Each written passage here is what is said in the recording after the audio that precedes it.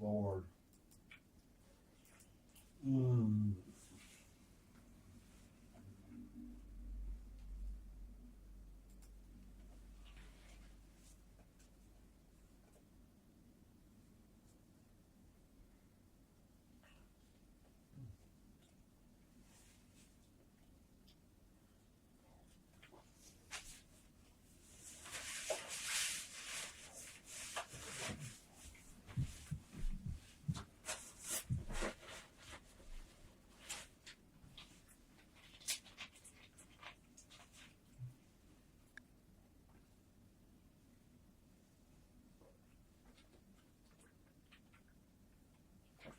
Mm. Good Lord.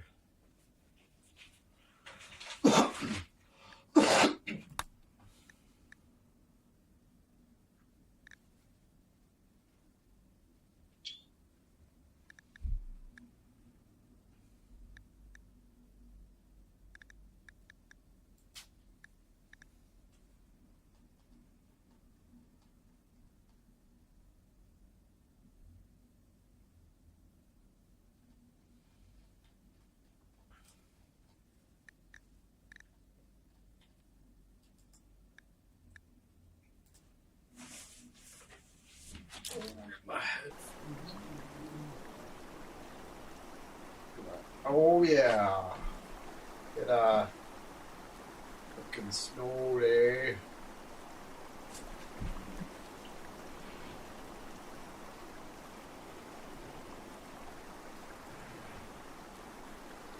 Crinkle fry. Air fryer.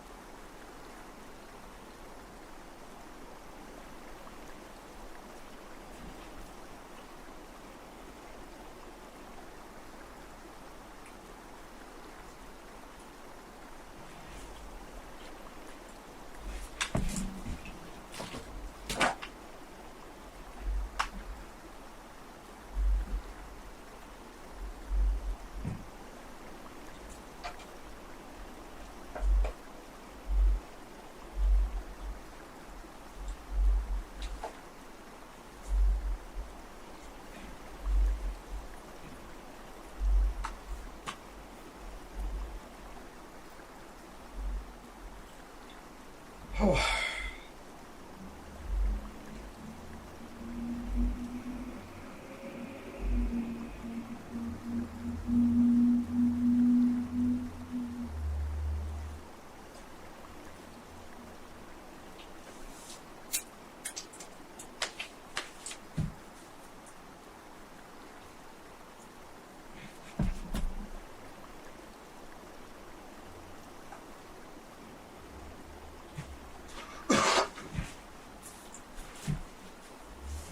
Oh. Wow. I love this game. So intense. You can just sit here and like have a crash out and eat fucking cheese and McCain curly fries. Ah. Uh,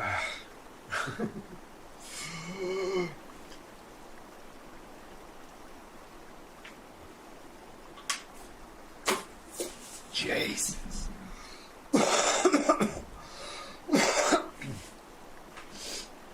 Oof.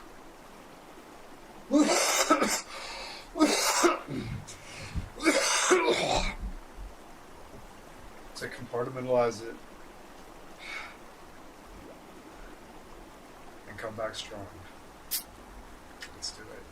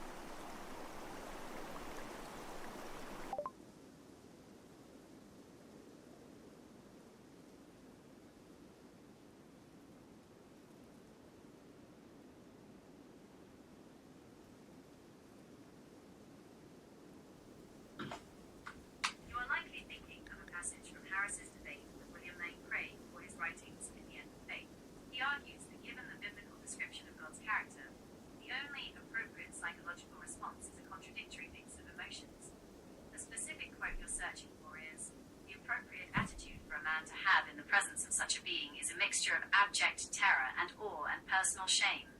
He uses this to illustrate how the concept of Yahweh creates a moral and intellectual Hello. Good morning. Beautiful stuff. Research finished. Psychite refining. That's for next summer. We're ready. We're going to grow a bunch of Yale. We got the Yale business. Wow. This is my first winter ever.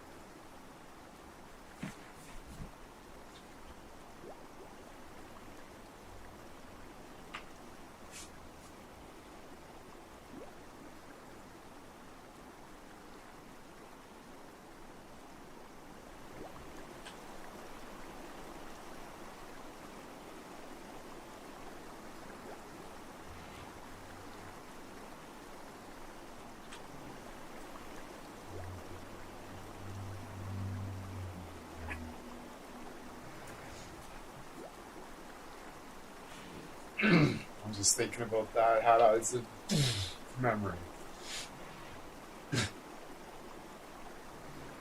This is the time my PlayStation account got hacked, and somebody named Hooded Florine set themselves up as my child and downloaded a bunch of games.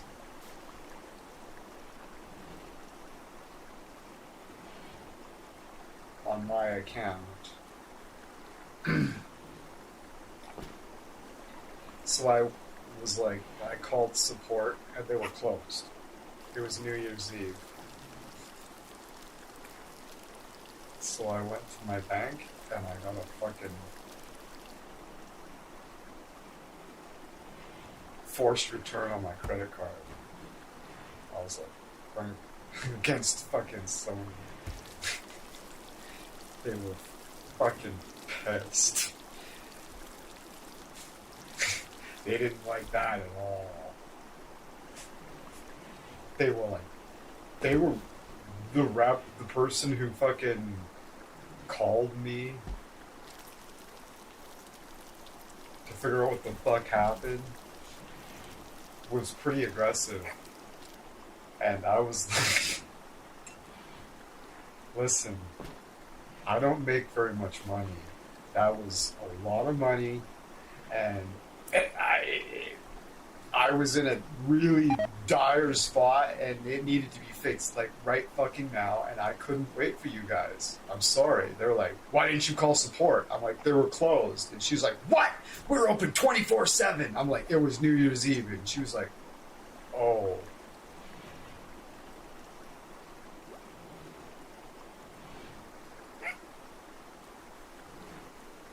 I was like, yeah. She's like, well, that changes. It was New Year's Eve. Oh.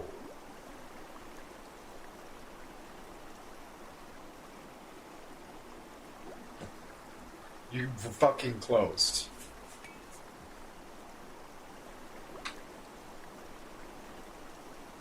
Fucking, I don't care. Fix my account. Get that fucking hacker out of there and reinstate my fucking shit. And she was like, okay.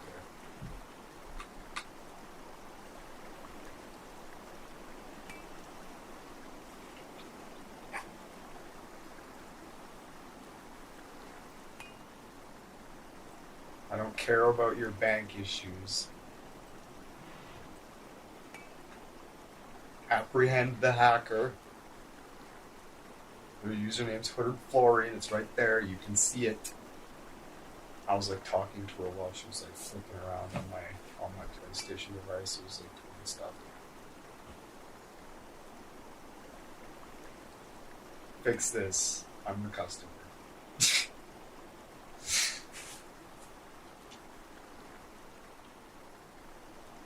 How dare you?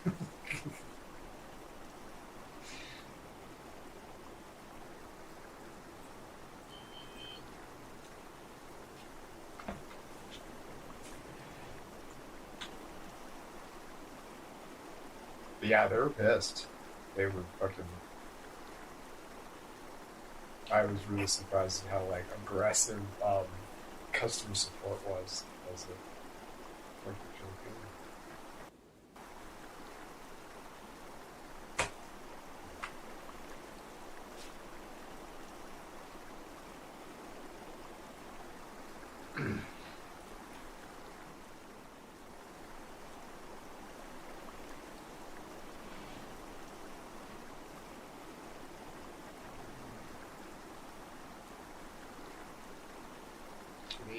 Back, Boreal.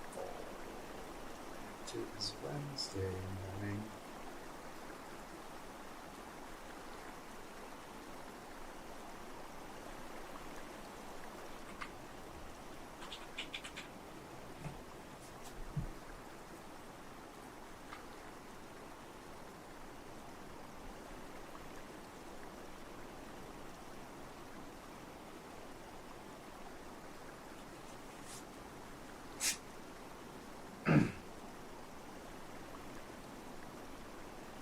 Bringing up my ex post.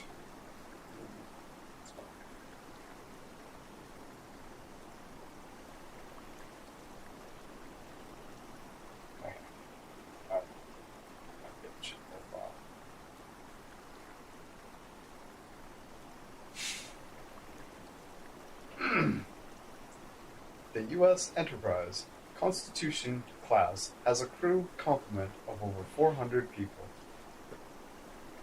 Episodes focus on a tiny handful of main characters on the bridge, in sickbay, engineering, etc. Most crew are red shirts or off-screen doing their jobs. Pavel Chekhov, played by Walter Koenig, was a reoccurring character introduced in Season 2. He wasn't shown in Season 1 episodes, but the show never establishes or implied he wasn't aboard. It's just that the camera didn't follow him.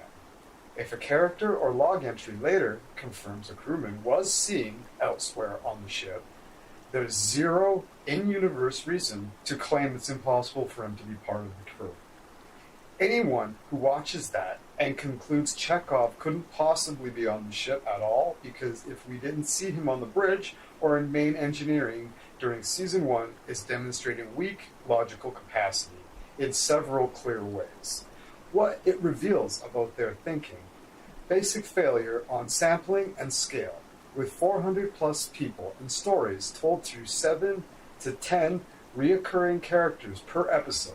The vast majority of the crew is never shown on screen in any given season. Not seeing someone in 2 specific departments is expected, not diagnostic. This is like watching one shift at a large hospital and claiming a nurse you later hear about couldn't have been employed there. Confusing narrative limits with in-universe reality. They treat the show's production choices, when an actor was hired, what scenes were written, as ironclad proof about the fictitious world's state. That's mixing meta level with object level. Over-reliance on personal observation, plus rigid all-or-nothing thinking. I didn't see it. In these limited contexts, it is impossible. This ignores alternatives. He was on a different shift, in a different section. Science lab, security, auxiliary control, shuttle bays, quarters, etc. On leave. Well, not in this case, because they're on a 5-year mission. Or simply not plot relevant yet. Good reasoning defaults to plausible but unobserved, when data is sparse. Ignoring positive evidence. Somewhere we seen a sighting elsewhere. No reason to not believe it. Dismissing that in favor of a negative, non-sightings, is classic confirmation bias and disconfirmation bias. Strong thinkers update on positive evidence. Weak ones cling to the lack of evidence that fits their prior. Overall assessment: such a person is showing subpar logical and epistemic hygiene, the kind of concrete, overly literal thinking that struggles with problematic reasoning. Large sample spaces, incomplete information, or Bayesian style updating. It's common in people who prefer simple, certain rules over nuanced models of reality, have trouble with unknown unknowns, or things outside their immediate view. May score lower on tests of cognitive flexibility or scientific literacy. It's not stupid, in the low IQ sense, necessarily, but it's rigidly dogmatic, or inattentive to base rates and evidence quality. In real-world terms, this pattern appears in conspiracy thinking, extreme skepticism that dismisses entire categories of evidence or overly pedantic arguments. If it was real, why wasn't it on the news? I watch every day. Star Trek and good sci-fi often rewards exactly the opposite mindset. Openness to possibilities consistent with known facts, even if not directly shown. The person in your example is essentially refusing to leave the bridge and engineering decks in their imagination. That's a self-imposed limit on reasoning.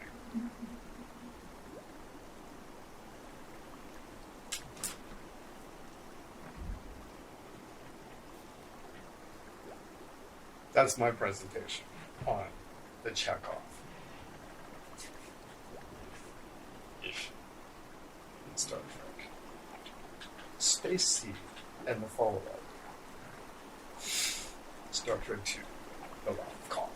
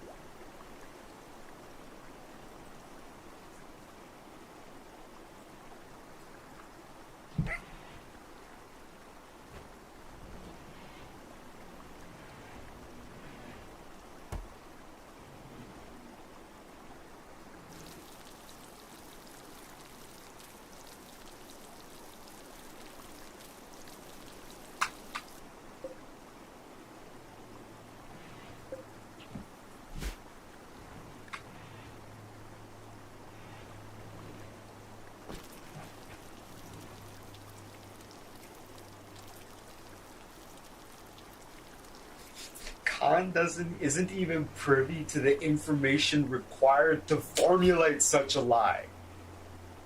The notion is absurd.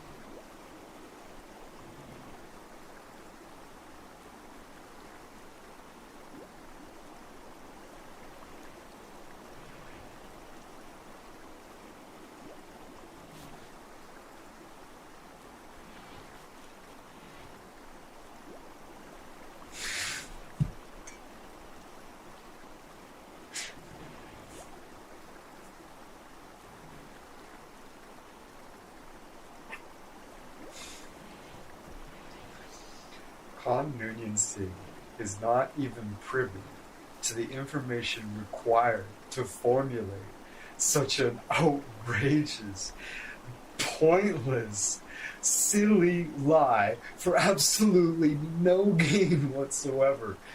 Everything about the notion is wildly absurd. We have no reason to not believe Khan when he says, "I see you there."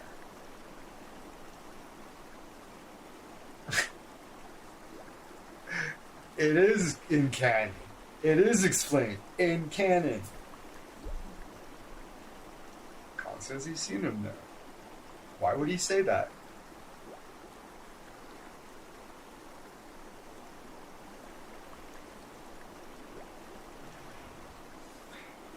He just picks out a random person. He's like, "You! I remember you."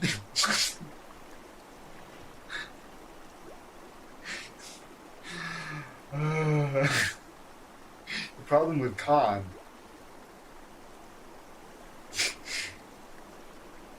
isn't that he thinks he's better than you. It's that he knows he's better than you. He's fucking smart. He's faster, stronger, smarter, more mentally acute. Like, what the fuck are you on? Like,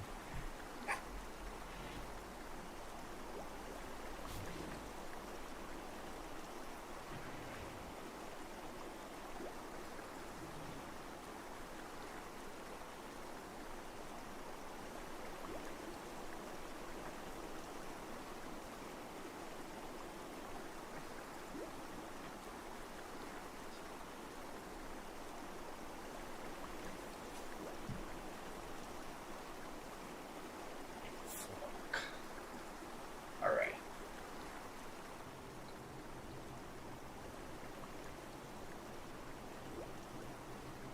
Sick ass. Well, we're gonna just go ahead and fucking help these bitches. Well, we'll do them two at a time, just so we don't get overwhelmed with, or behind on some other jobs. Oh.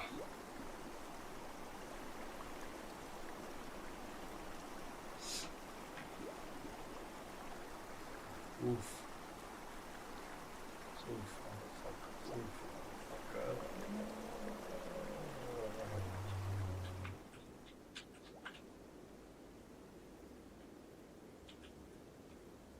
Oh. Fluke. Fluke.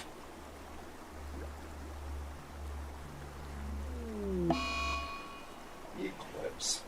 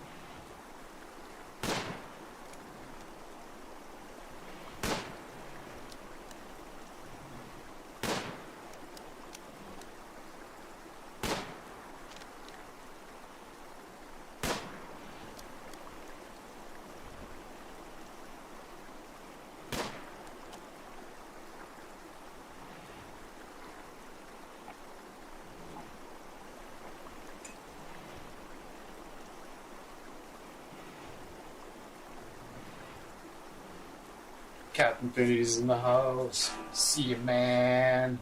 Oh, dear. What? Whoa. Stop it.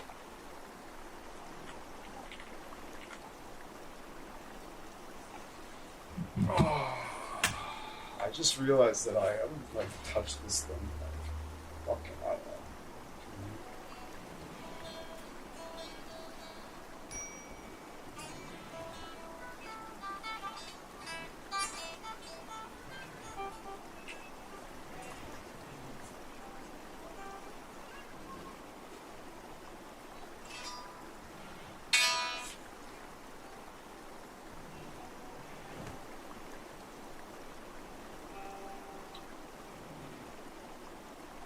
I'm gonna try some.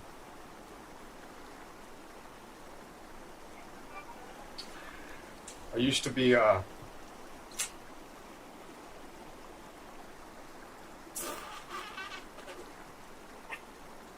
really, really well, it might still be. Let's find out.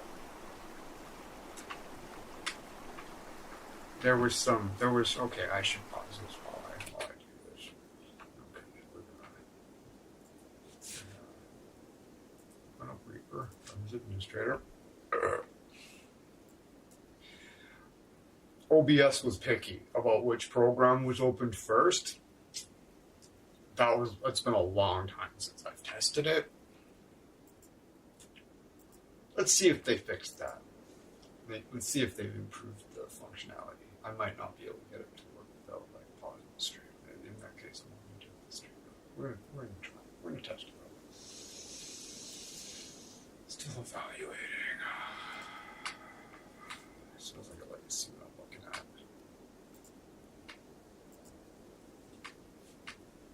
What I'm looking at. Project templates. Skogli Live. Load up Eel, Tim Henson, sweet. Corey Wong. Oh,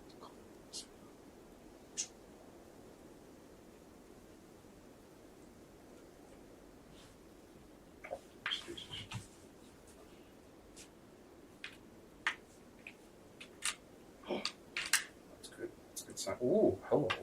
Does it sound good though?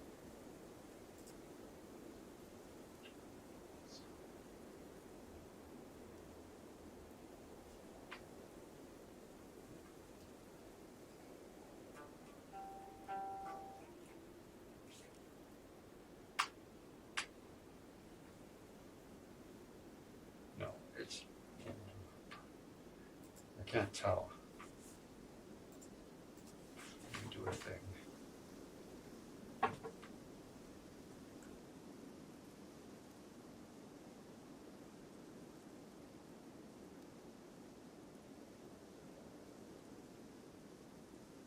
Okay, so I need to.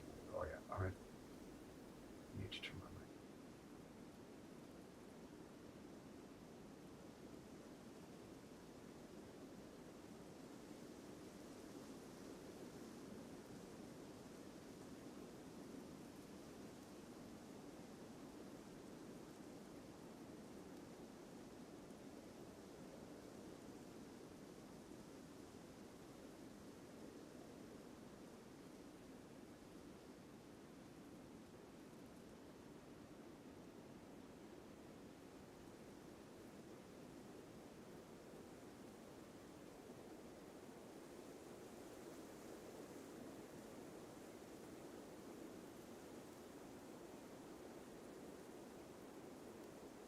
No, it's not working.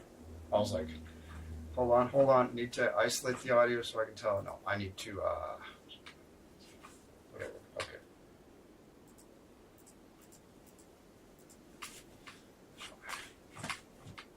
It's exactly what I expected.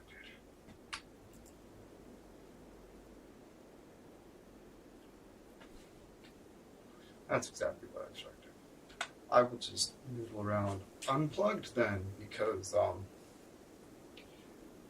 lot of people are like, oh, no, the electrical guitars didn't even sound like shit when you play them unplugged. You just whack, whack, whack. Well, you have to fucking sweet talk on. Like, you can't just be a butthead about it. Like, Jesus. Fuck. You have a sweet talk here. Like, any fucking guitar sound awesome. I'll pick up a fucking $20 ukulele at Walmart and I'll fucking make it sound good. You'll pick it up and you'll be like, ugh, this is rough. And you fucking, you work with it. You figure out the fucking idiosyncrasies of it. And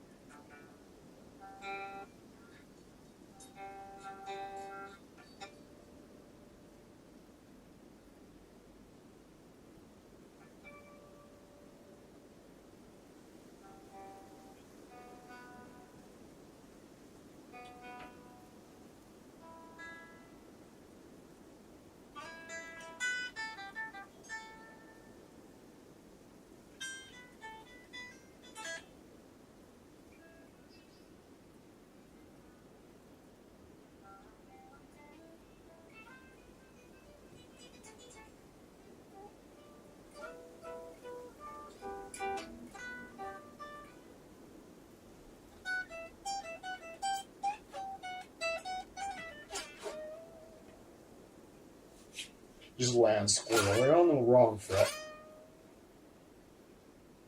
Bend it up and vibrate it.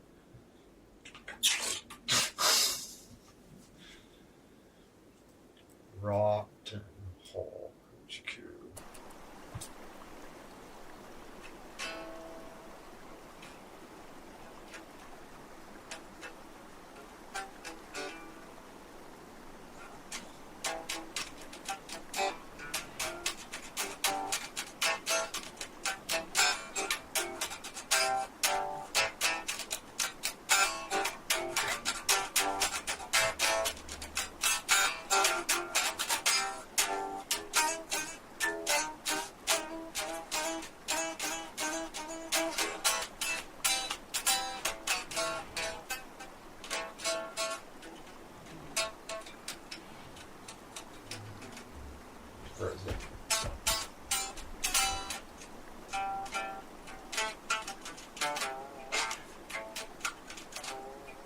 That's surprisingly the hardest lick in the well, aside from like the guitar stuff, madness, but like in the actual like meat and potatoes and song, that part's hard to fucking nail with conviction.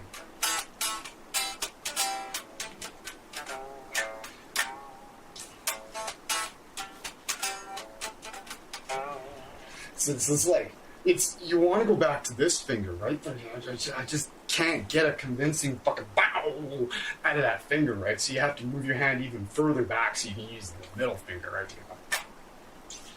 Right?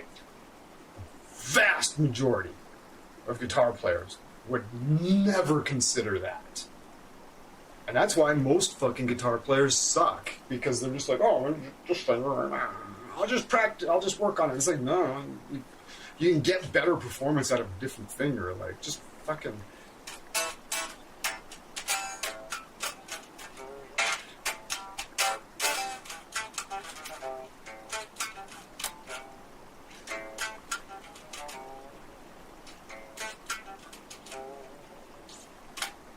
It's considerably harder to do.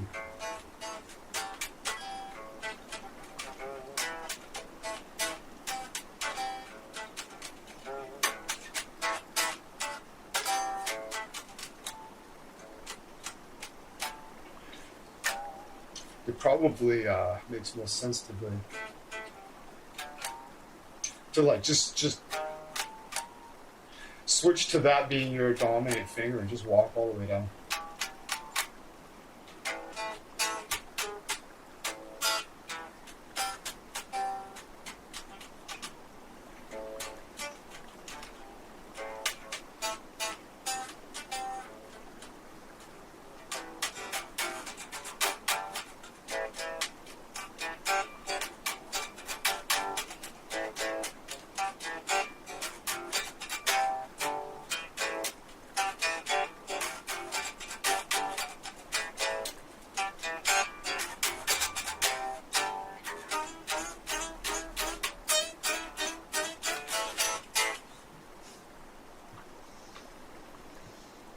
Still an eclipse, eh?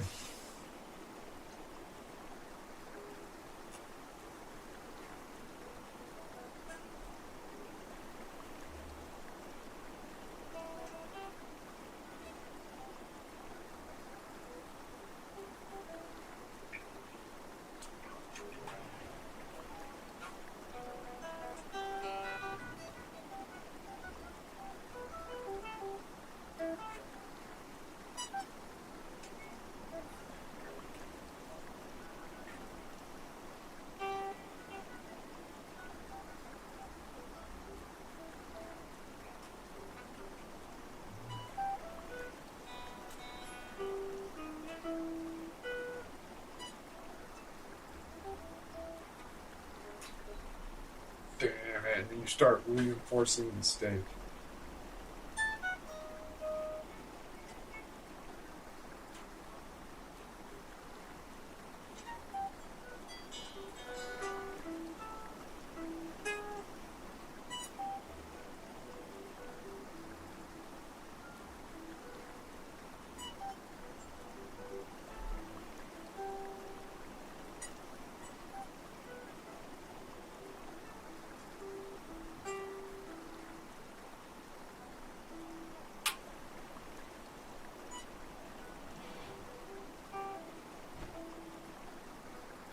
I feel like that's like the same notes, but I'm walking it down in a different position.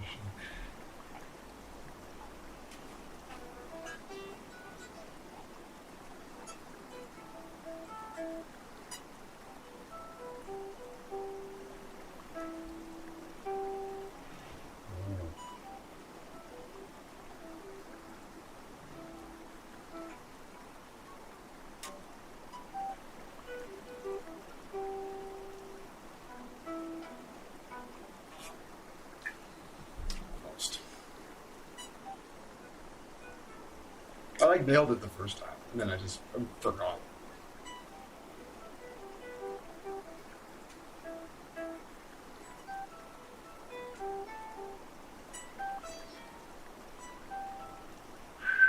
You see how it just falls apart the more you think.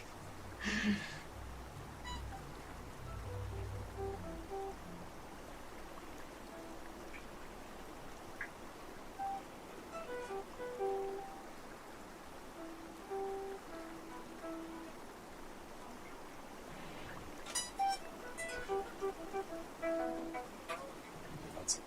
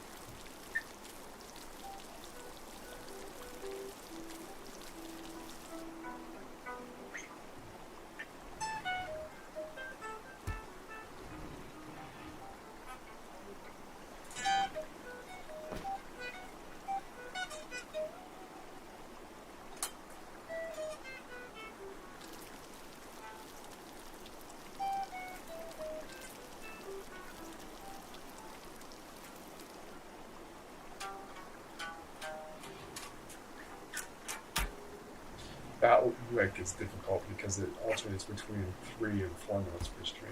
The first being 4.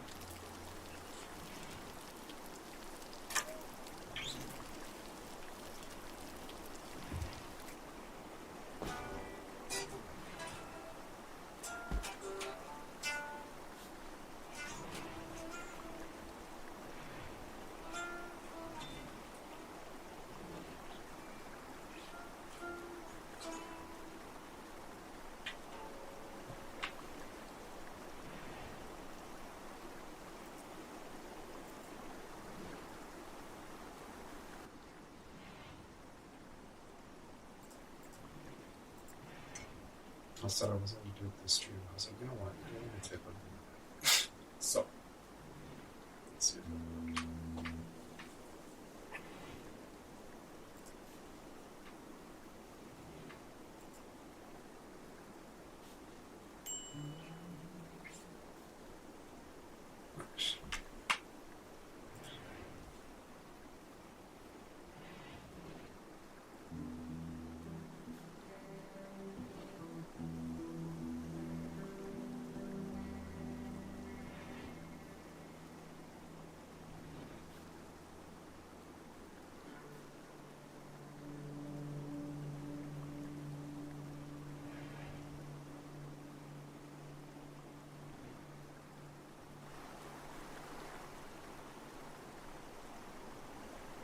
Still an eclipse, eh?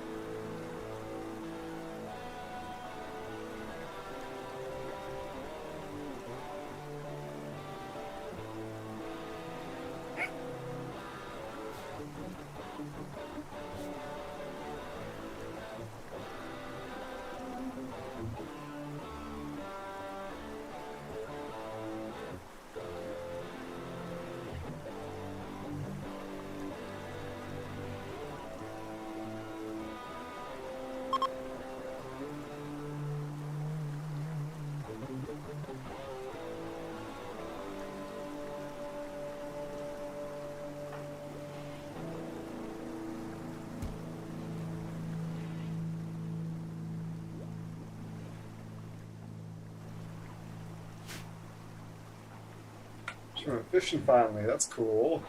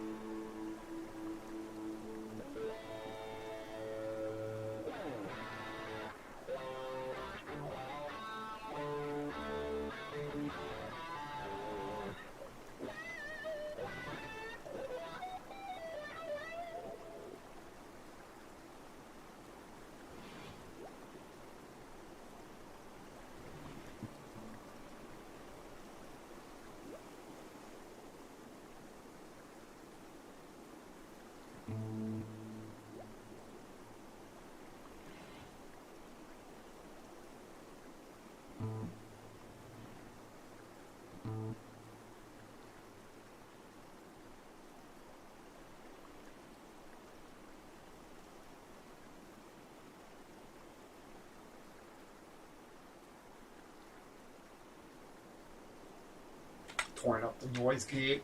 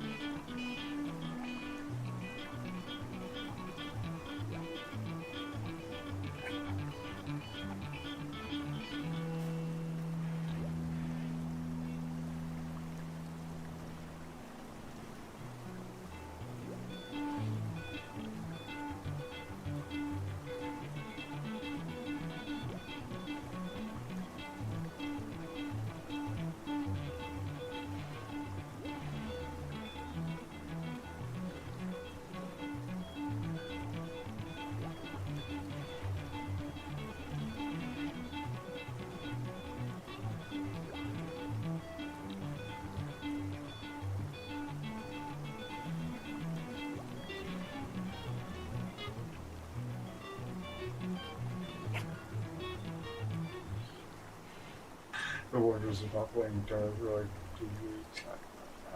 Plus, I always struggle with this.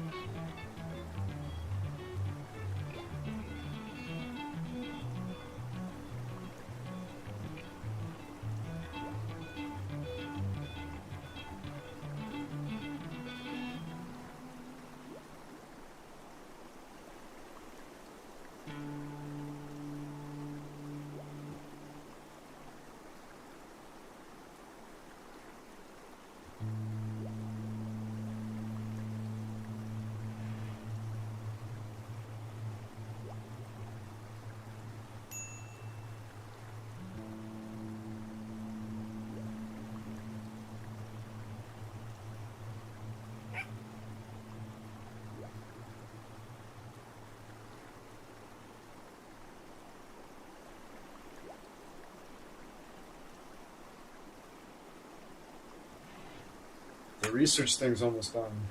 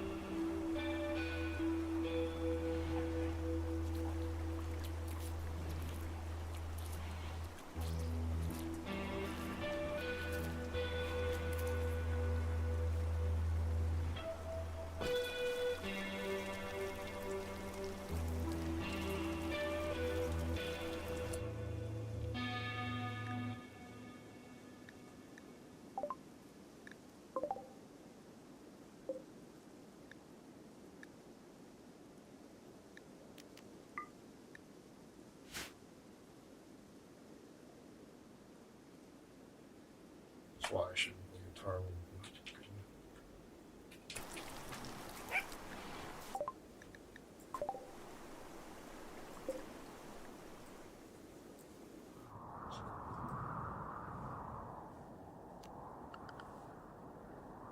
Just follow the river down.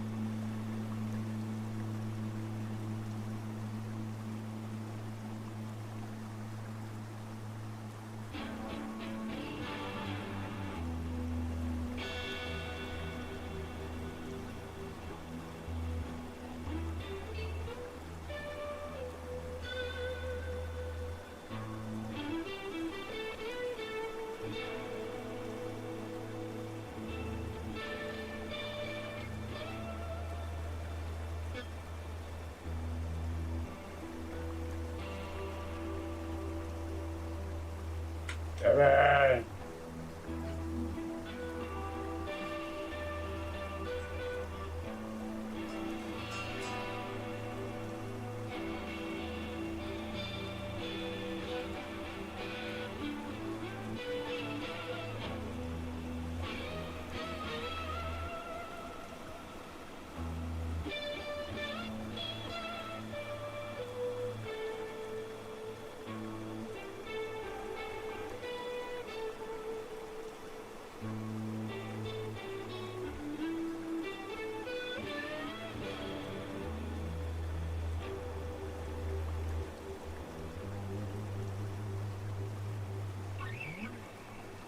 It's been a solid like 10 minutes since I've paid like any attention at all to the game.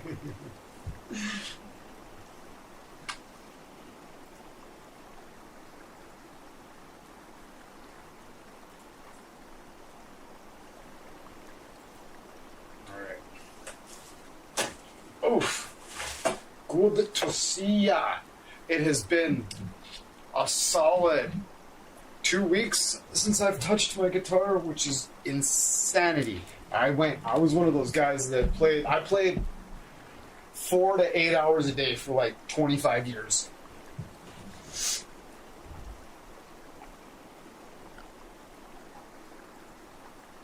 Up until about, I don't know, a year ago. I fucking got a little stress injury from playing a baritone guitar that has a longer neck than I'm used to, so you have to like string wider fret hand. It takes more fucking wrist action to move the strings because they're bigger. It's kind of like playing a bass. It's kind of in between playing a bass and a guitar, so it's just, and like I just played it like a guitar, right? And just like and dug in really hard, and I fucking strained this hand and this fucking one, both of them. I'd stopped playing for like a month, and I just kind of got out of the habit of picking it up, and it's been like a year now, and I barely fucking play it anymore. Isn't that crazy? But yeah, I played like 4 to 8 hours a day for like 25 years, and then that happened, and it just fucking just destroyed me. I'm like kind of heartbroken about it, actually. I'll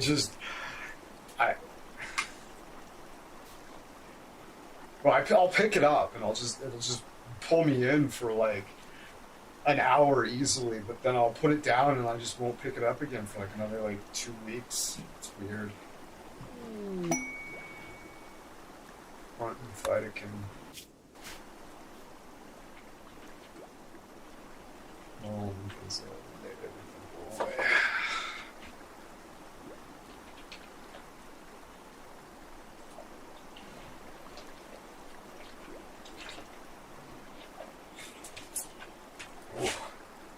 It's all winter. It's only the 2nd of December, but it gets cold early here. Very much north.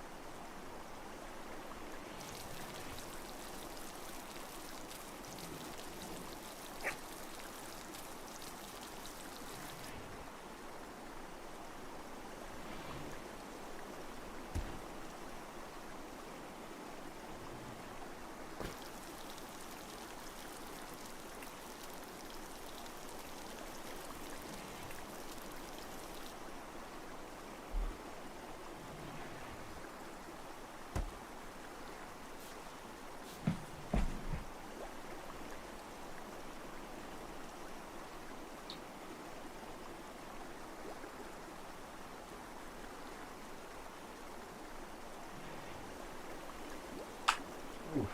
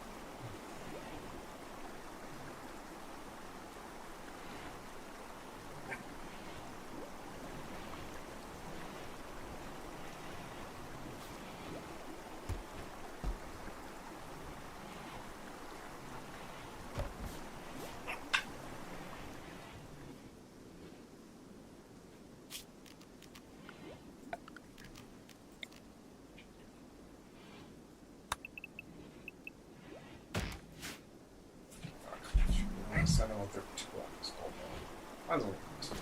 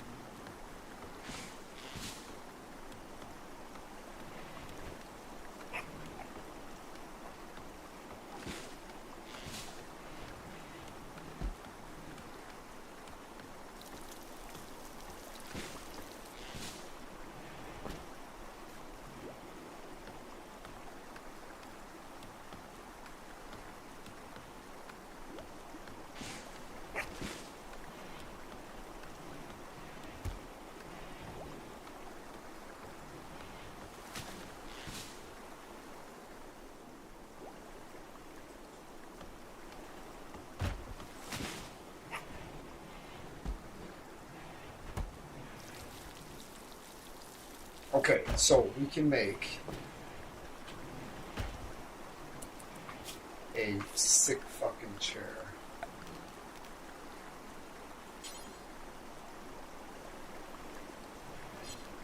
Maybe put out a plain leather. Yeah.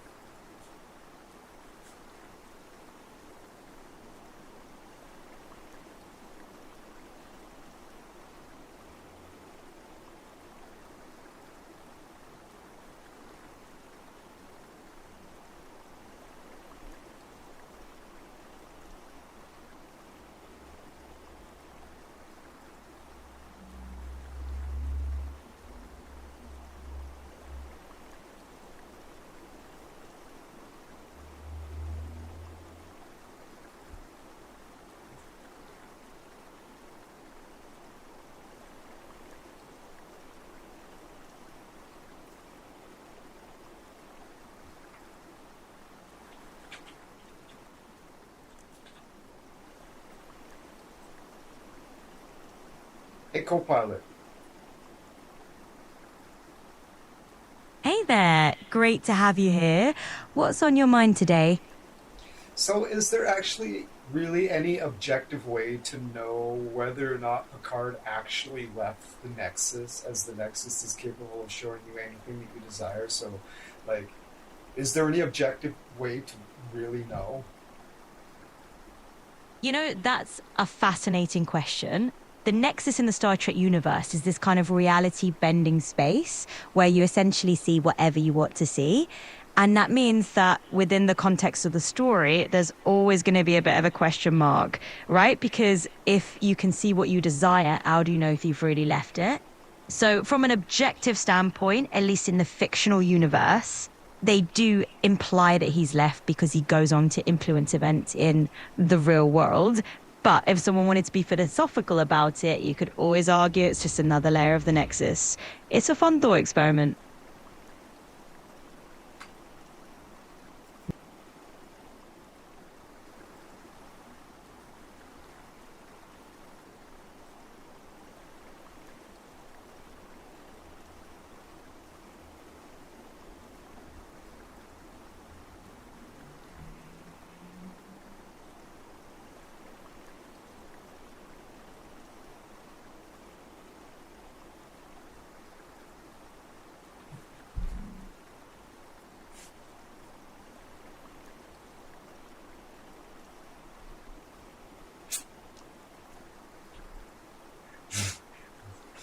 It's implied that he left the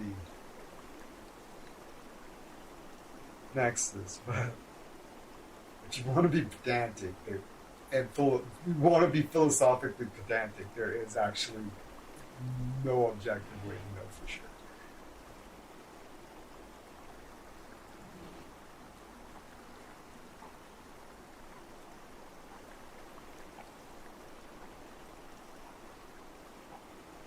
I think the Nexus just takes you and keeps you forever. It's like, you want to leave the Nexus? Sure, leave the Nexus. There you go. That's what you want. That's what you have. That's what the Nexus does. You expect to see William Riker and Deanna Troi behave the way they do. That's what it's going to show you. Life back is normal. Everything's just normal. Romulans, everything. Fucking Klingons. That's what you want and expect to see. That's what it's going to show you. There's absolutely no way to know. It has you now.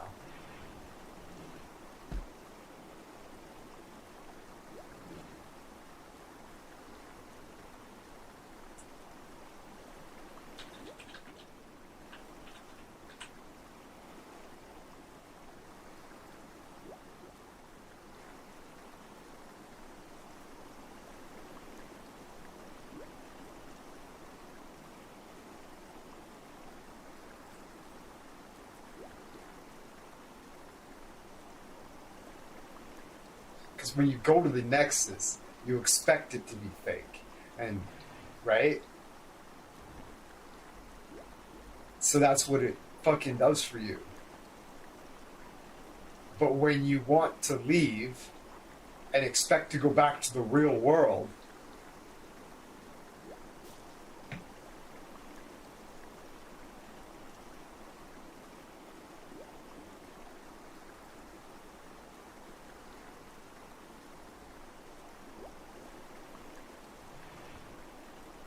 expect to go back to the real world and expect to believe that you're in the real world. That's what it gives you.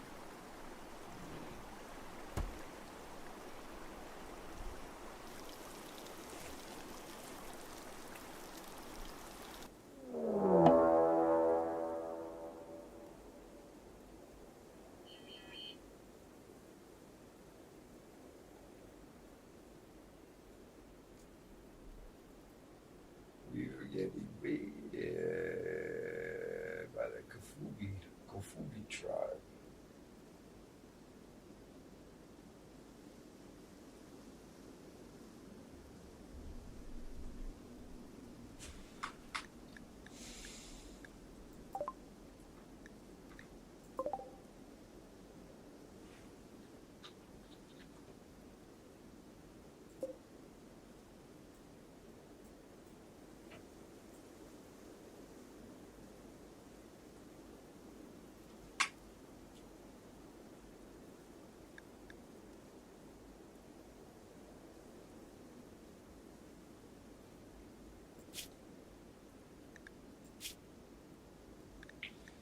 Steel Glove. He's pretty good with it.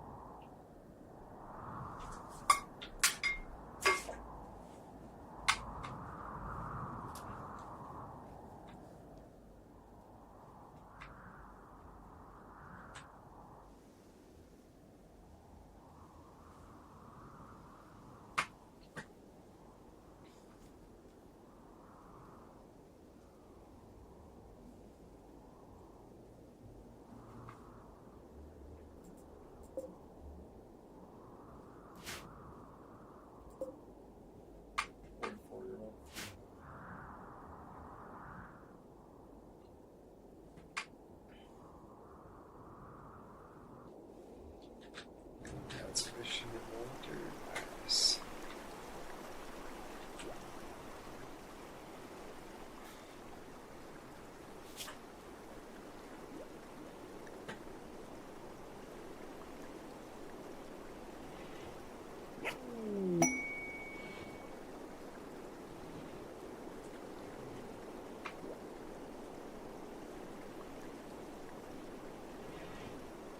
Oh, level 6, we can make the fine meals now.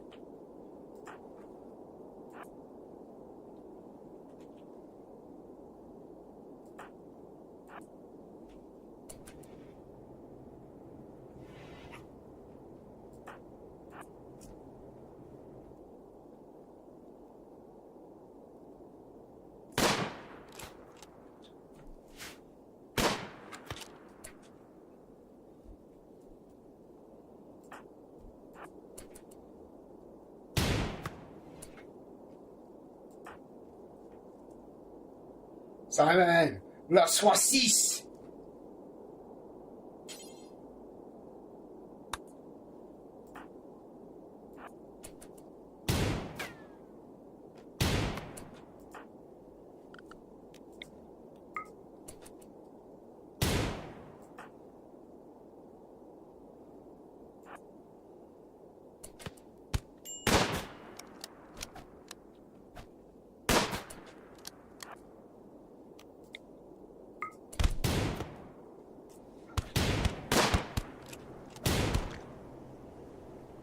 Good job, team.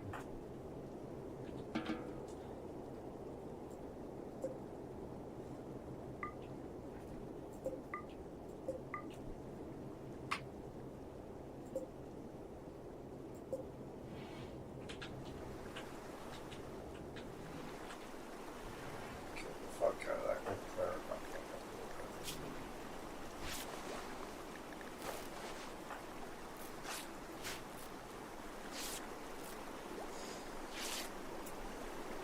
Good to see you, Simon.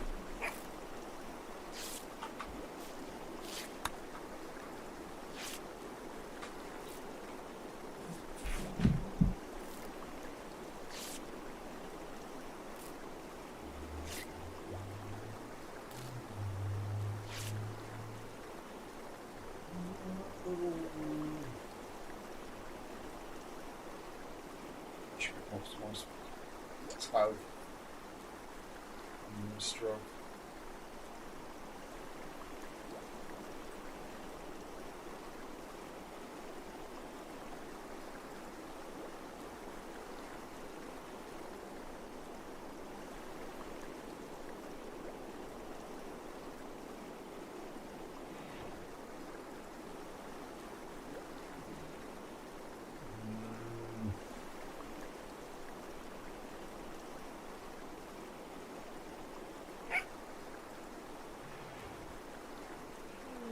Damn! Bulk goods trader from Farm Confederacy.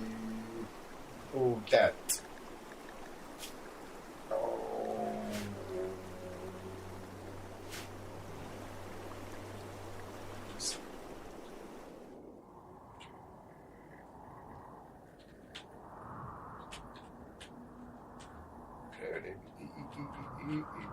This is my first winter in Rimworld. Actual fucking like solid winter. I was ready for it. Oh, she's chopping up that dead body. Look at that.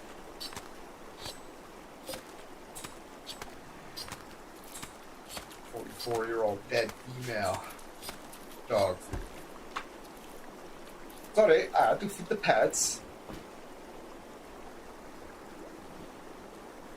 I forget what the yes is in response to.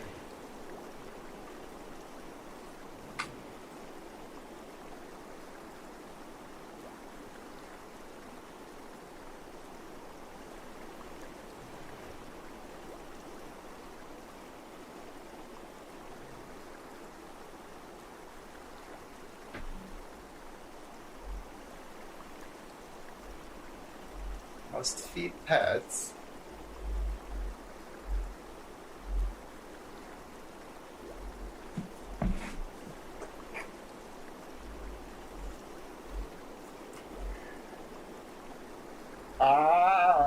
Noodles.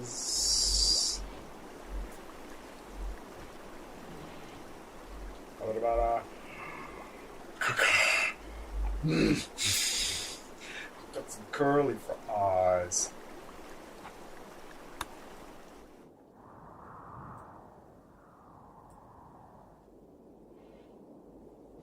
Pandora. Auto pistol.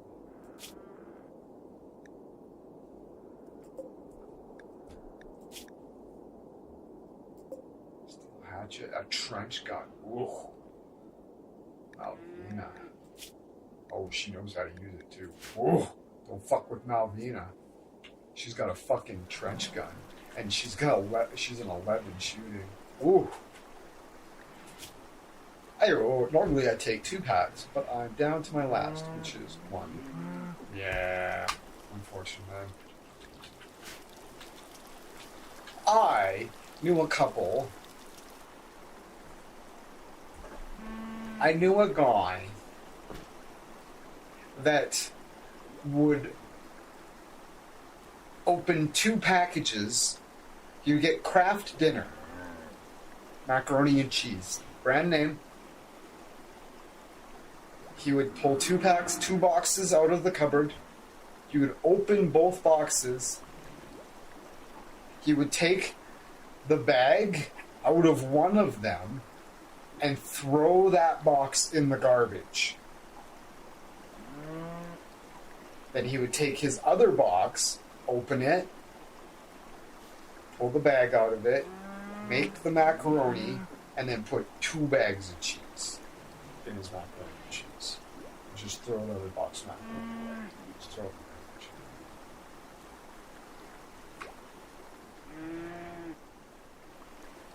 He also put on a brand new pair of socks every day.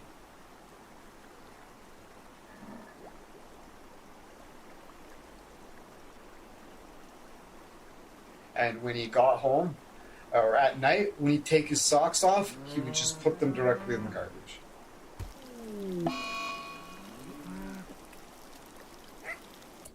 Now, the macaroni, I think, is egregious, but I can get behind the socks, and here's why. Yeah, totally. But like at the same time, right? He was like, okay. No, he's like, I know what you're thinking, but hear me out. Some people stop at Starbucks and buy a coffee every single day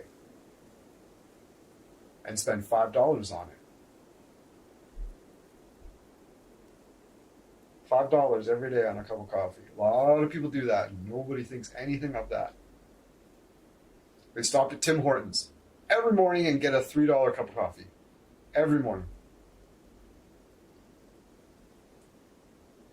He was like, this box to 12 socks cost me like $20. So 20 divided by 12. That's how much these socks cost for me to. This is what it costs for me to put on a new pair of socks every morning. Don't you like putting on a brand new pair of socks? I was like, yeah, I guess I could see. So I can see it from that perspective. But damn, being wasteful sucks.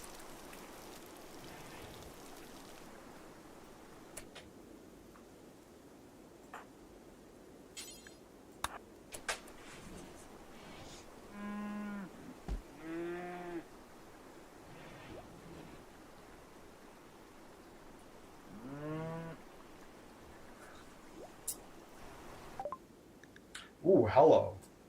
Okay. Oh, I could buy a dromedary. A male and female. Ooh, should I get into breeding dromedaries? No, I shouldn't. That's a terrible idea. I kind of have an unflattered. Me too. It's better than Tim Hortons.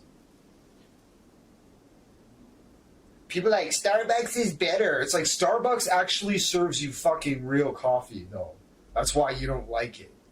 You don't like coffee. You like cream and fucking sugar.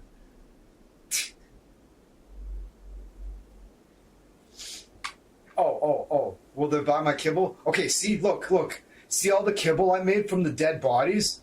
How much are they going to give me for it? 30 fucking silver. Look at that. That's not bad. She's a terrible negotiator. It should be more than that, but it's fine.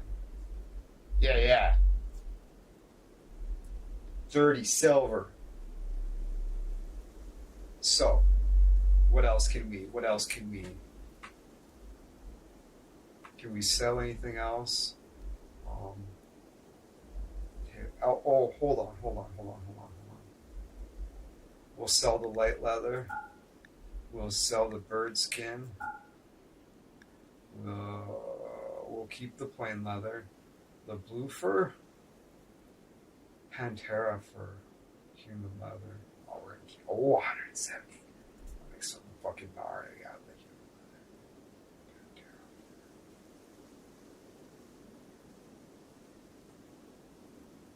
We're going to sell the blue fur.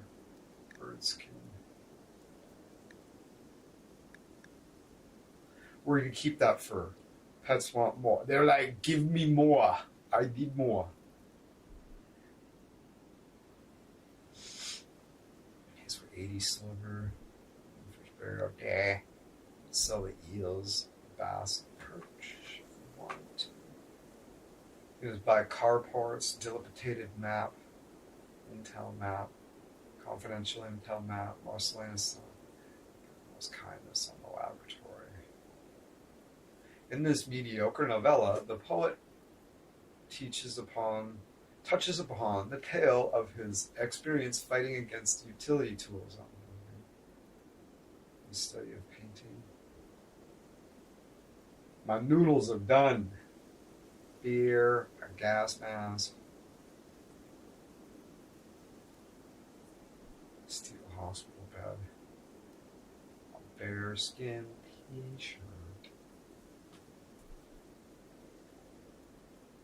Alright, we'll accept. Oh.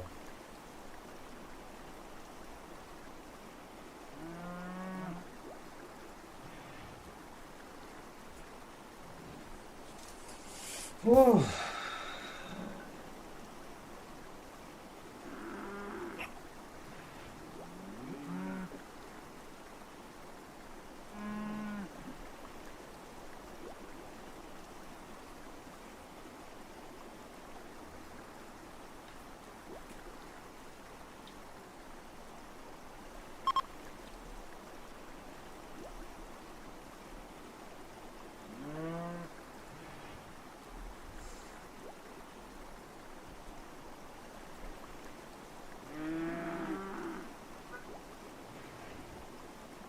fucking muffaloes out of our house. What the fuck would you do that for?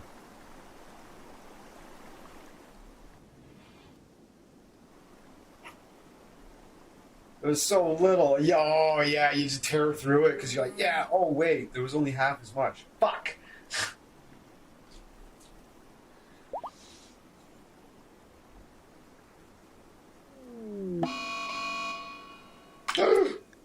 Mad squirrels suck. It's only one mad squirrel though, that's good. We'll get. We'll kill it.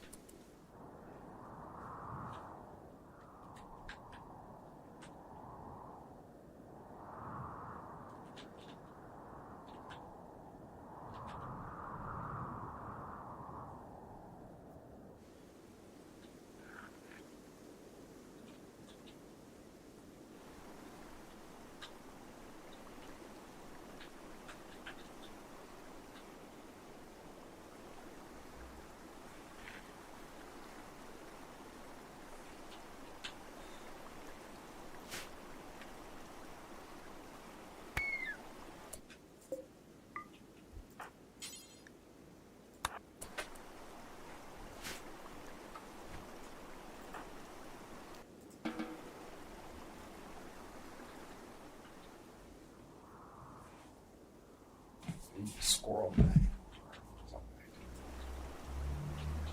Alright, so.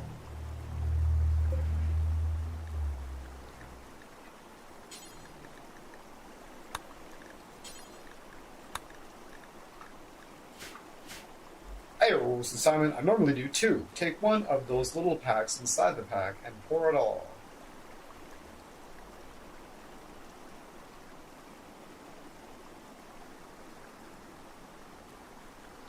You do 2 needles, but you still only use 1 seasoning pack, right? Because if you put 2 things of noodles together and use both the seasoning packs, it's way too much. Is that what you mean? Because right? Yeah. If you put the 2 noodles together and then 2 seasoning packs, it's way too fucking salty. Yeah, I agree. Yeah. And it's not like a little bit too salty. It's like fucking like a borderline inedible. You did it once, and you're like, oh man, you got through it, but you're like, 1's plenty. I'm only using 1 next time.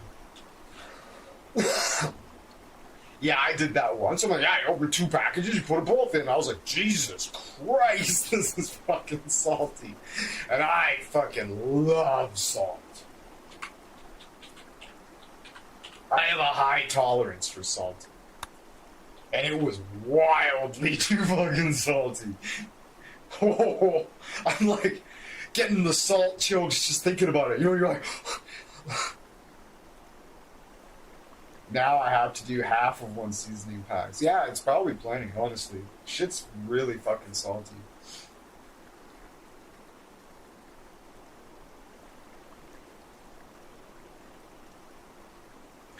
God damn that arthritic finger. I'm glad it's only 1 finger.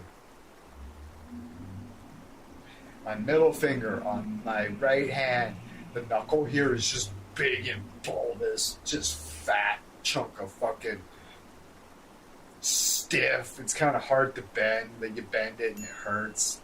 And then the fucking knuckle up here just doesn't bend at all. You can like, You're like, it's very painful when you bend it. There's a fucking little lump on it that makes it like lopsided. Like when you have like the top of your knuckle, there's like a lump on one side of it. It's like, it's nasty. Fucking hurts. I'm sad. I guess I'll starve. Yeah, I starve myself a lot. I don't eat very much. I used to be fat, and then the switch flipped in my brain, and I just kind of stopped eating. It just...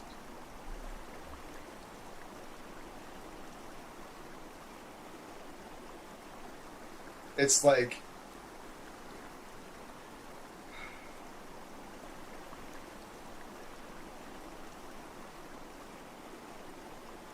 It's not like I don't... It's not like I don't enjoy eating, like, when it's like, it just feels like this, like, just this big chore that I can just put off.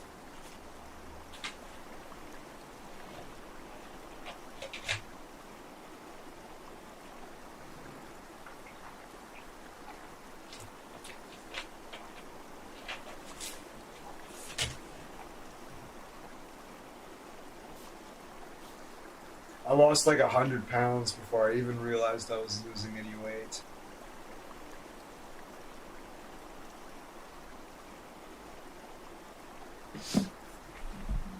That sounds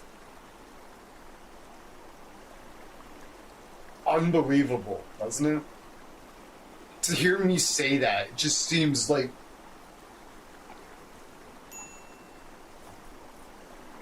there's no way that could be true, but it is.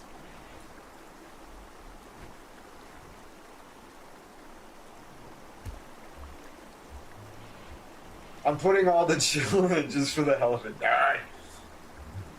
Fucking.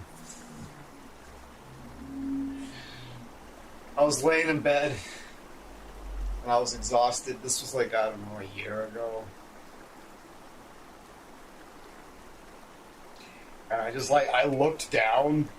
I was laying in bed and I looked down at my body and my fucking stomach was just sunk in, and my ribs were sticking up, and and I was just oh. I was really startled, and I was like, I need to go weigh myself. So I went to the bathroom and I cautiously stepped on the scale, and last time I weighed myself, I was 208 pounds. And I stepped on the scale and I weighed 125.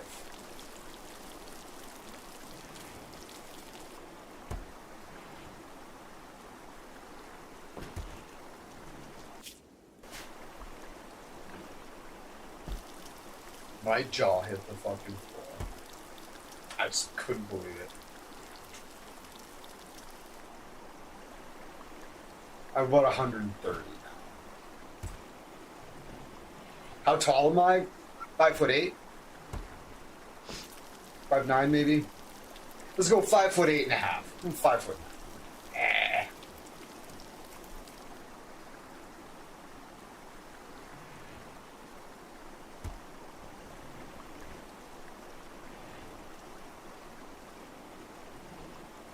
Yeah.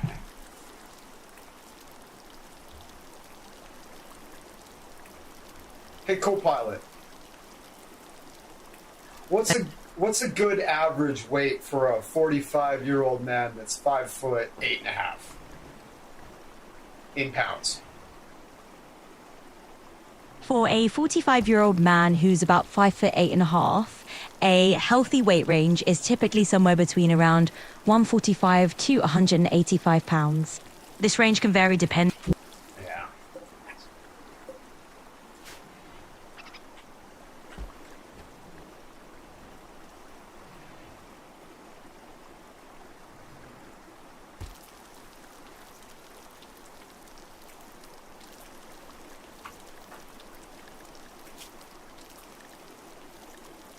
Bruise on her leg. Alright. Let's get some more food in.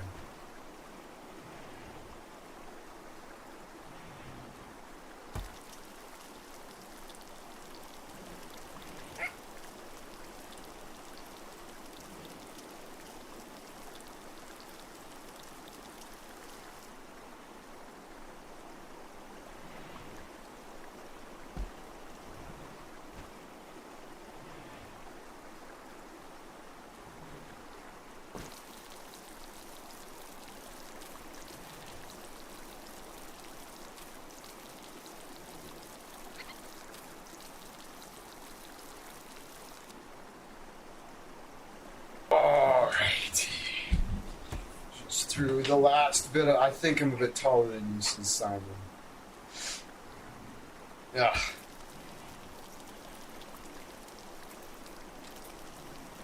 Yeah, I'm like on the short side of average.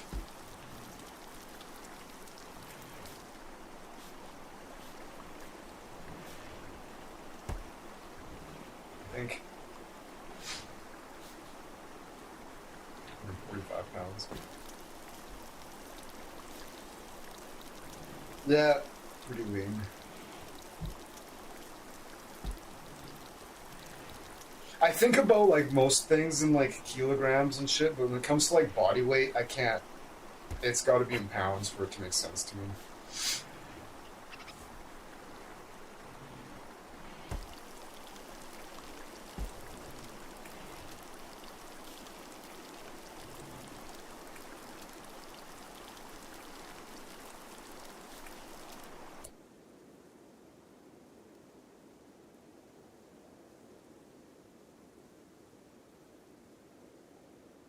Oh, hold on. I got some. Yeah. Desktop. Audio.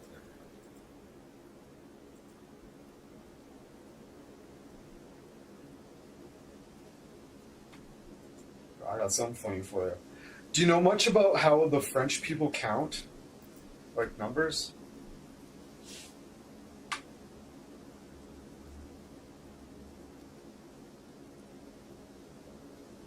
Okay, I got something fucking wild for you. Check this out.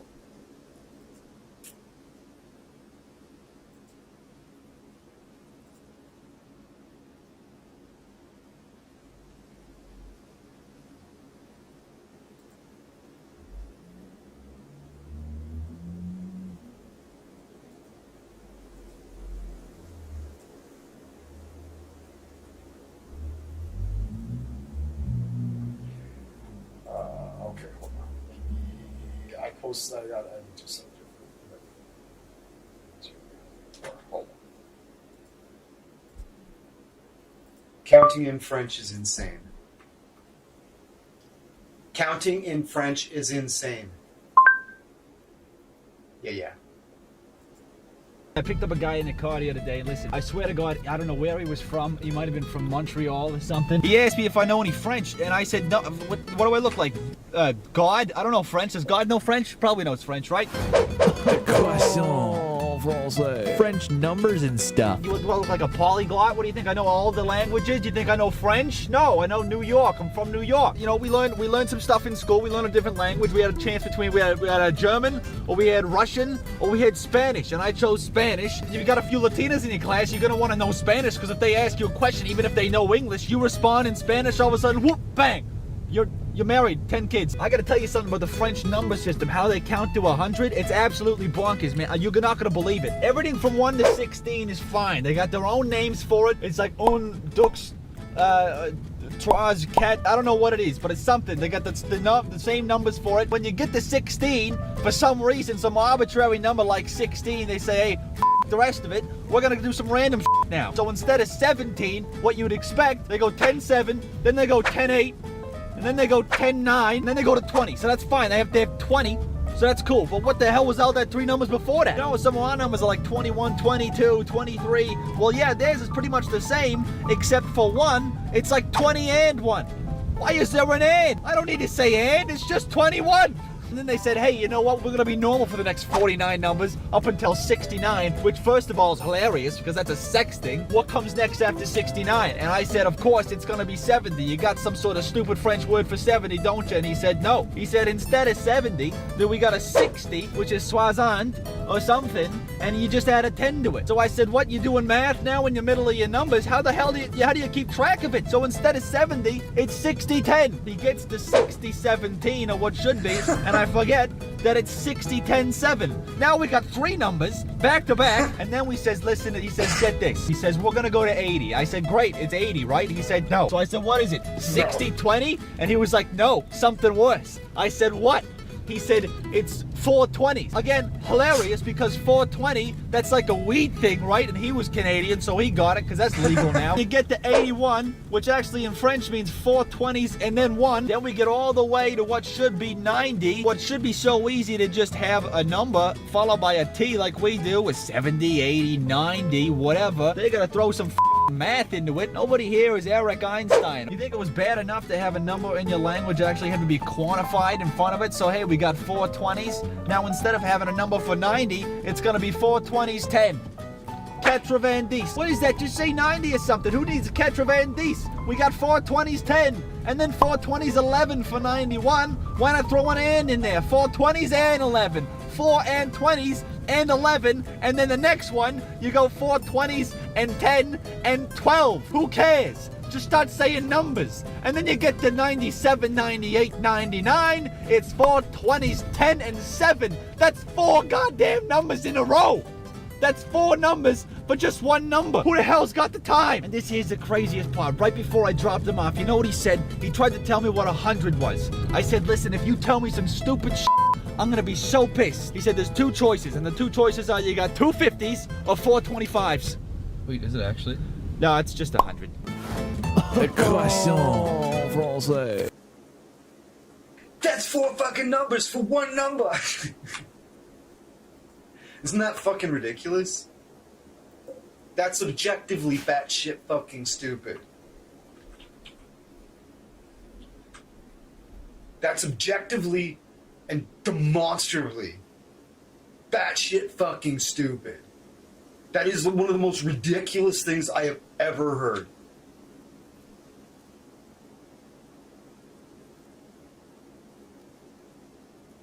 How do they tell each other phone numbers?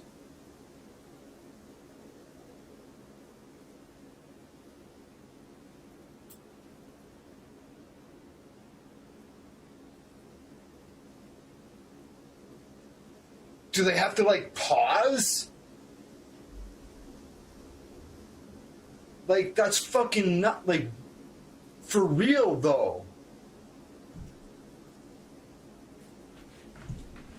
Do they just, they're just like, I'm just gonna write, they probably just write it down. Like, what about the telephone, though? Like, what's your telephone number?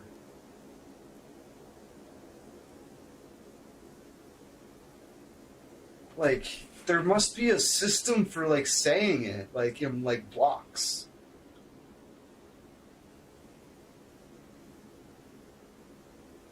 Right?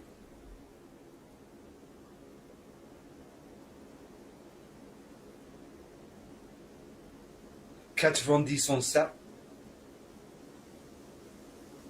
27. So you've got 97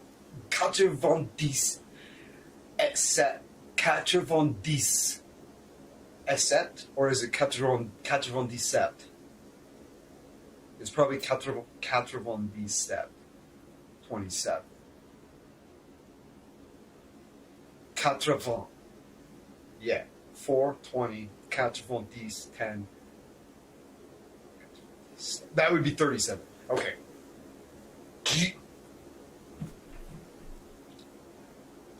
Okay, that's 37. Okay. 97. 97.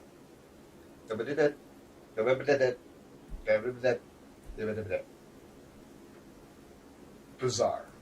Surely. It must be something like that. 97.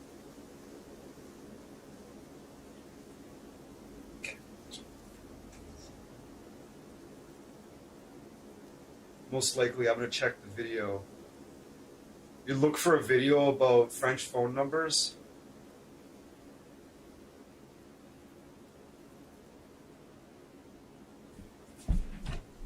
Pause.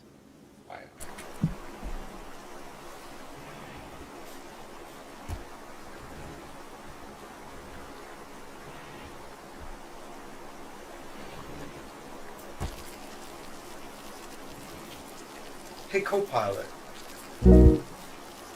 Hey there, I'm here and ready to help. What's on your mind today? So I just learned how French people count to 100, and I'm gobsmacked by how just demonstrably batshit fucking stupid it is. But now my question is, how do they tell each other phone numbers? Well, the French counting system definitely has its quirks, especially once you get past 70 and you start mixing in a sort of maths problem to get to the right number. When it comes to sharing phone numbers, they typically just break them down into pairs or groups of 2 digits. That makes it a bit more manageable and actually a little bit smoother for them. So rather than rattling off a whole big number, they just say it in these smaller chunks. Okay. Yeah, exactly.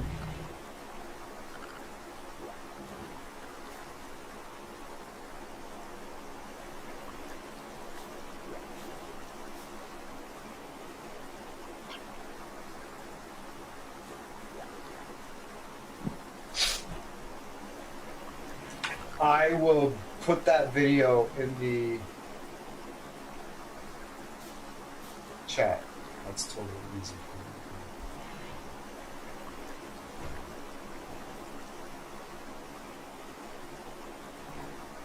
me.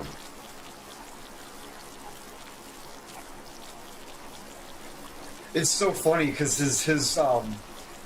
he's that's such a thick New York accent. Oh my god, the delivery is just amazing. New York, God. When I do the New York accent, I'm usually imitating a woman, though. Not really my tone, but yeah, it's like I'm imitating a specific accent, and that's like the classic like New York, Jersey, like long voice. This guy is fucking just a brilliant example of a like wicked New York accent.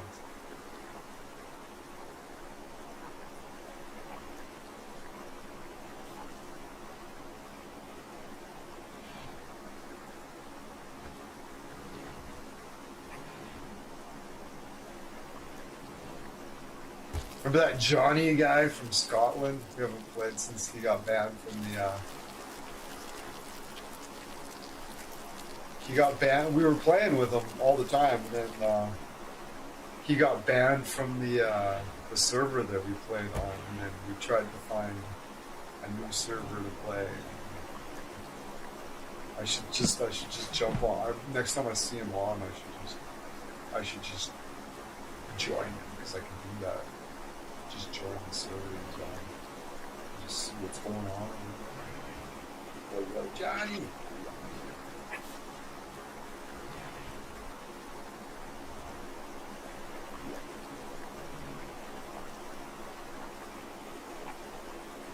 That guy is a wild fucking accent. I just sit back and listen to Johnny and Leller talk. It's just wicked. This is so musical. That was great. That was really great. Cause like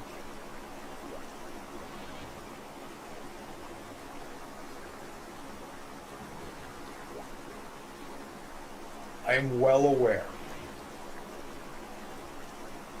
that everybody thinks that the way they talk is like normal and they don't have an accent. That's nonsense. There is a language standard. It's called Oxford English, and anything that deviates from that is considered an accent. This is like an objective fact.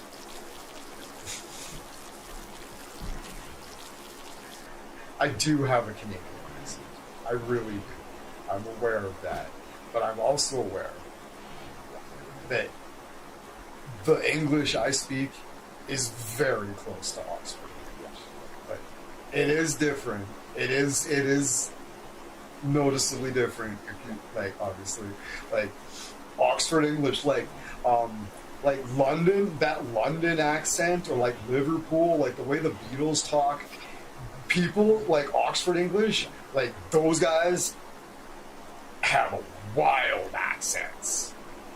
Like Liverpool, like the way the Beatles talk, and like the way like Lemmy Kilmister talks from like Motorhead and shit, and like the way the Stones talk, the way people from inner city London talk and shit. That is a thick accent. Thick. But the person I always point out as an example of like what I consider perfect English is the dialect expert from the classic Audrey Hepburn movie, My Fair Lady.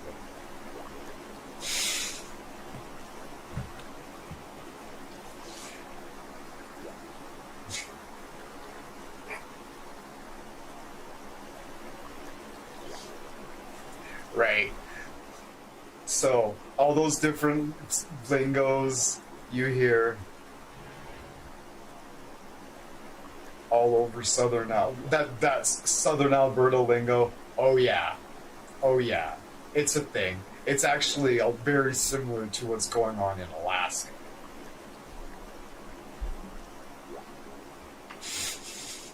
It's funny. I think it's funny as well. I know people that talk like that. I know lots of people that talk like that. I grew up there too. I don't talk like that.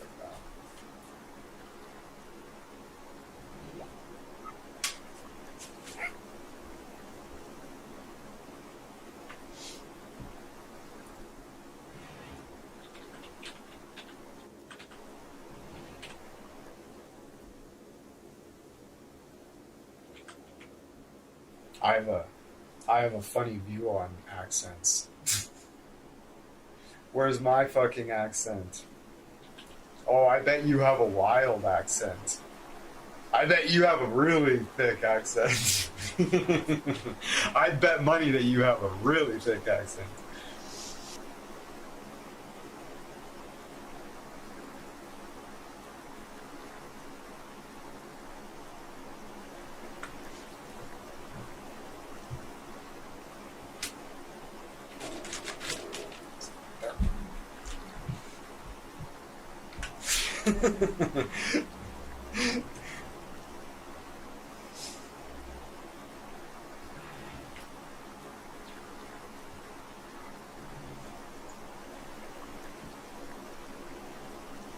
Sounds pretty flat at the moment.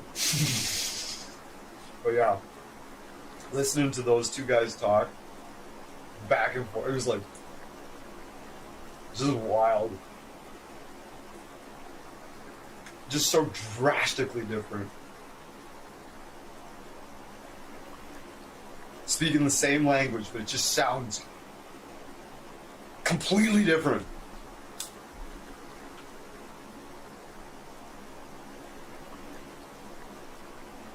I'm like sitting here thinking, like, what would somebody from like Africa, who's never heard anything but their local dialect, what they would think of listening to Weller and Johnny talk, just jabber back and forth, right? Strong German accent, very good English. Wild Scottish accent. Native language. Somebody from, say, the Congo, who does not understand English before at all, what do you think they would think of listening to those two converse? Wouldn't those sound like completely different languages?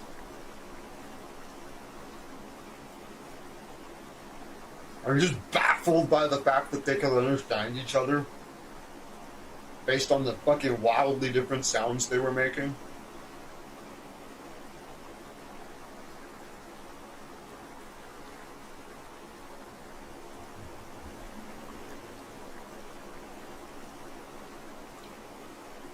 English is real. There's a reason. I think there's a reason that, I don't know. I think there might be a malleability to understanding English because other languages kind of require you to imitate the accent to actually fully convey the meaning of the phrase. A lot of languages are like that. But English isn't at all. Like, at all. English doesn't need any of that.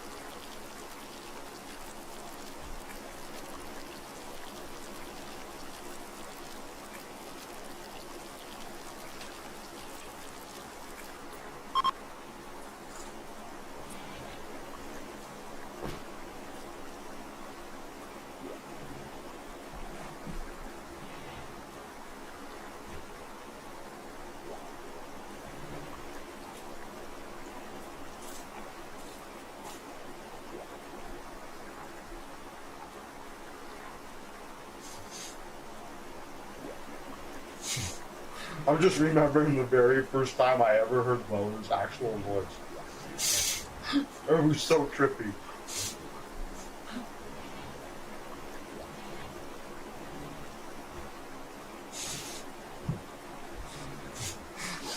I'm upstairs in a building in Daisy. I'm crouched down. I got my shotgun out. I got my gun or whatever out. I'm crouched down, I'm listening, I hear the door open below me. I'm like, oh shit, somebody's down there. And I hear two footsteps come in, like, kind of thing, creeping around down there. And I'm like, be really still, and I hear, hello? And I'm like, turn the mic on, I'm like, hello?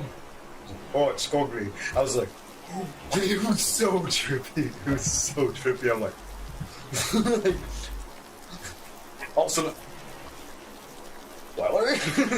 yeah. I was like, oh Jesus! Like that was the very first. Oh, it's Skogli.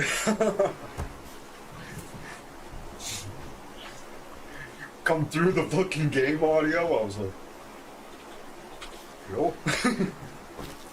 hello. Oh, it's Skogli.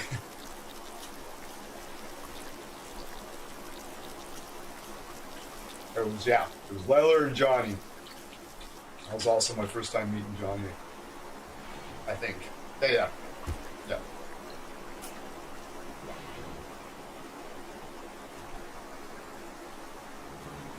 Simon says, I heard an African guy with quite an accent, and it was a bit difficult to understand him. It was cool though. Was he speaking English or...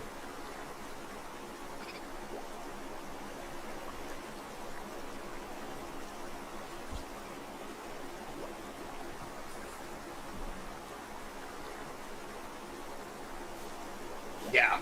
I wonder what he'd sound like trying to speak your language.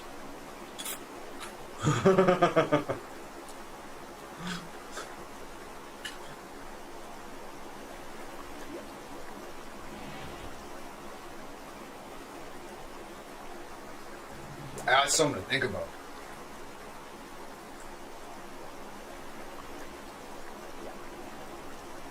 Right?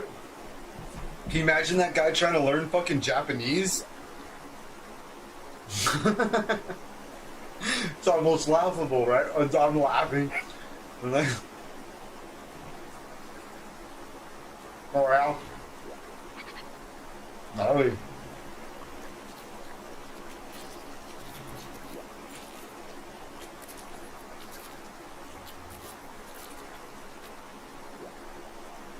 Does everybody speak? How many languages do you speak? 2 or 3?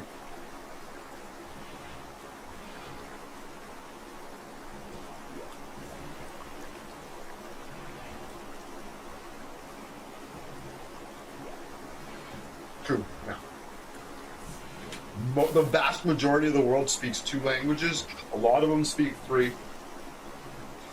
But generally speaking, anybody that grew up with English, that's the only language they speak.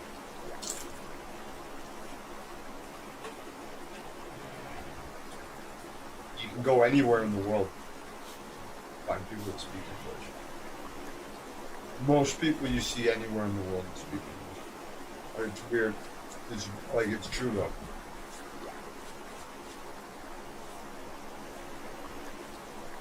Like, you can go anywhere in the world and walk up to a group of like 5 people. One of them will be able to speak English, like 99 times out of 100.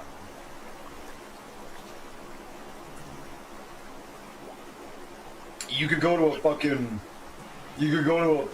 be on a river raft in the fucking middle of the Amazon and find a tribe in the jungle of like 20 people. Somebody in the village will know how to speak English.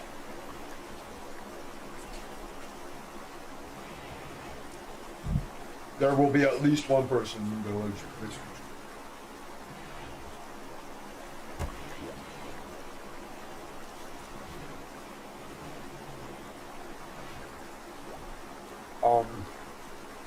1492, Columbus came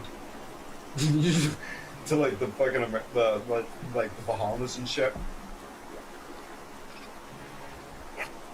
But I forget exactly where he landed, but Cortez in like 1609 or whatever landed on the beach and was met by natives that spoke broken English.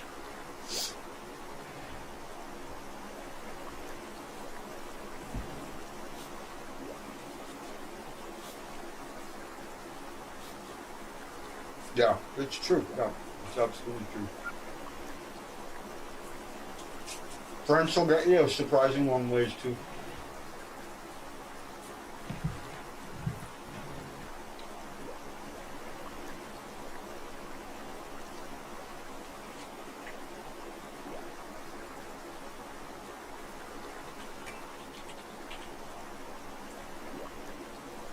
But yeah, English is in Dungeons and Dragons. There's a language that like pretty much everybody can speak, and it's called Common.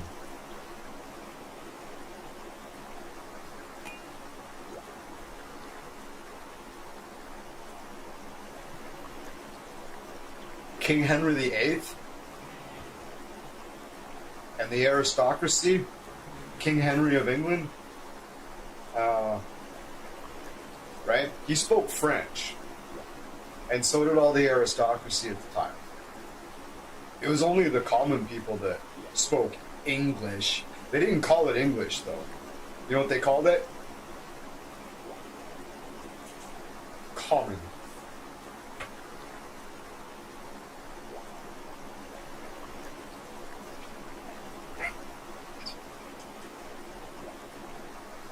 Yeah, common. Oh. So yeah, I speak common.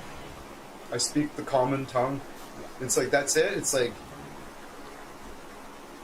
yeah, it's kind of a point of shame, honestly. It's like, I only speak common. That fucking sucks.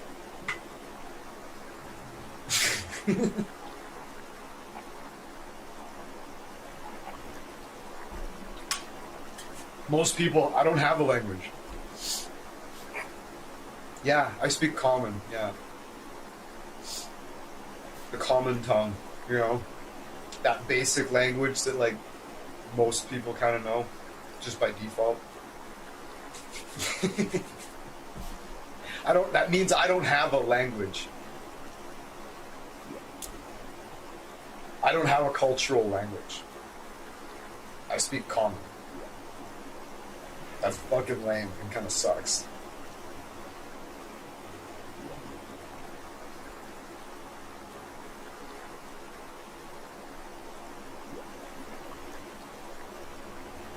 Right. It's that's the effects of growing up in such a diverse country as Canada is. Like, I suppose, like, Norwegian, I suppose I could, like, go back and learn Norwegian. I guess could be considered my cultural language. But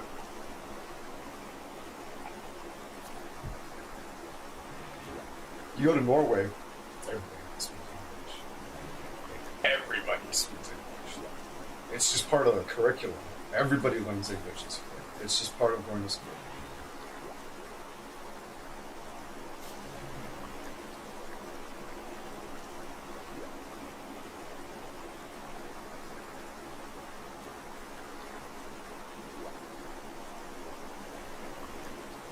Yeah, that's the way like Norway and Sweden and like Holland. No, Holland's not like that. No. I remember I knew people from Holland. They were like, no, we stopped in England for like 6 months to learn basic English before we came over. Hope they don't think I'm. But yeah, no, the Scandinavian people, yeah, they just learn it's just part of going through school. They just learn English. Why? Because it comes in fucking handy.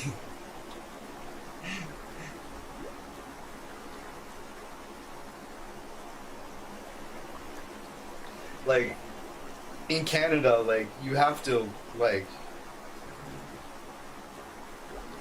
take in the States you can choose like whatever French or Spanish or whatever. I can't remember. But in Canada, we have 2 official languages, English and French. So everybody has to take French in school, right? But we don't take it seriously. It's just a joke class that we laugh at. Just all the common jokes and just lol to it, but it gets really good fucking beer on it. You take like 2 semesters of French because you have to, and then you just never think about it again. But like, you take like French A and French B, and then you just never fucking, there's no immersion, it's nothing, it's just you do the work, and this is that. Pronunciation's terrible. Like, you're not really forced to like be able to hear it and stuff like that, right? So you functionally, they don't teach you shit, honestly. It's just a joke. They don't take it seriously at all, and neither do we. But like, when you go to school in like Norway, they fucking teach you English as part of the curriculum. Everybody comes out knowing how to actually speak like conversational English.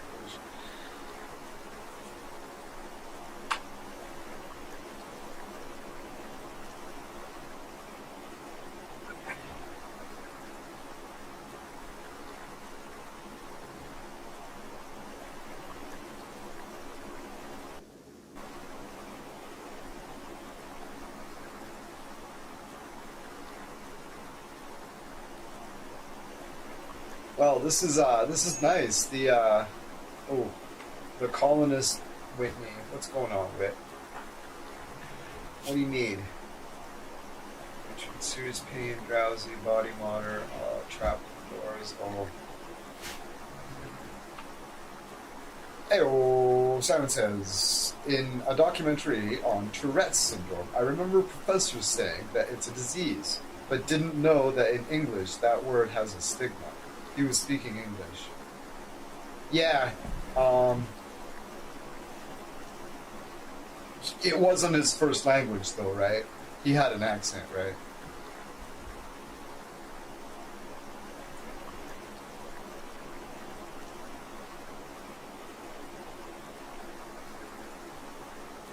Oh, he was French. Okay, yeah.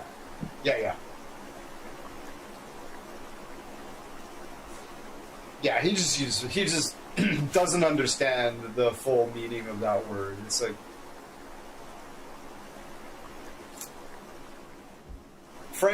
English is really flexible with giving a lot of things like that a pass. We're very, very generous with other people speaking really bad English to us. It's like I work with people who that speak. A lot of the other people struggle to understand what a couple of the guys are saying. But like I've worked with like so many different people with like strong accents and shit over the years. I don't know. I just maybe I just naturally don't struggle with that or whatever. But like it's like their vocabulary is like limited. But what they do know, they always get the point across, right? You can saying stuff like "you can down it." It's like talking about like bringing a pallet off of the top shelf and putting it on the floor. Just down it over there, kind of thing, right? Whatever. Who gives a shit?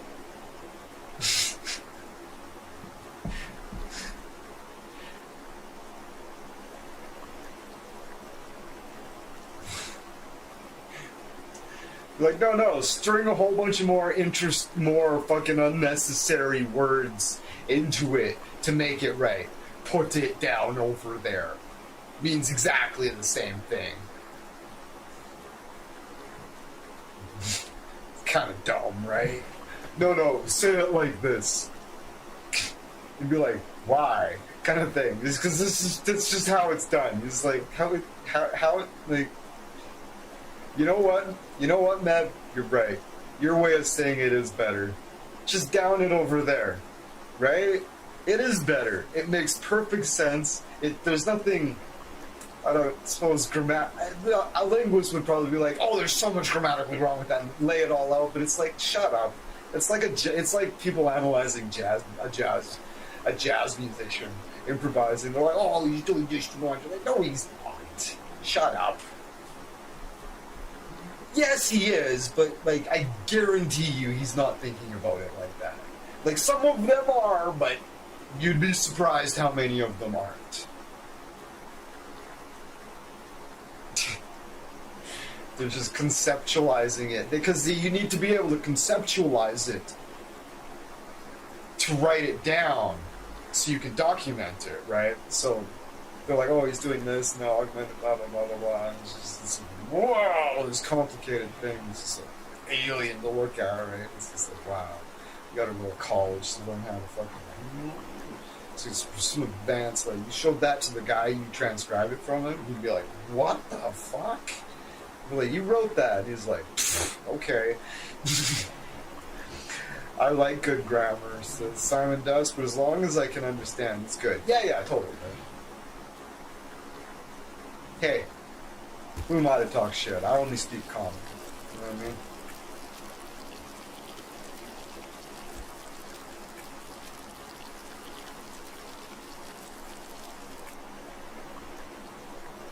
Right, so that's me bringing the story all to round to its final exclamation point. Because like people that speak English need to get off their fucking high horse. Like settle down. You only speak common.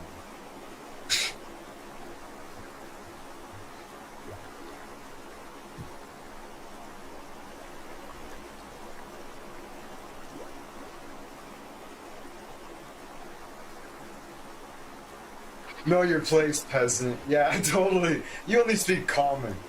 Like fuck off.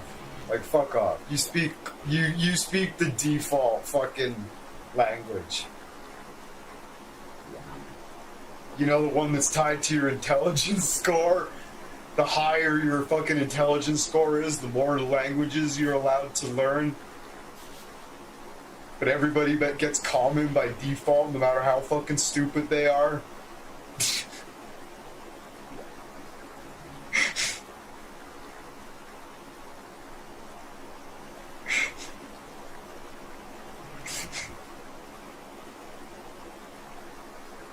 The orcs can speak common.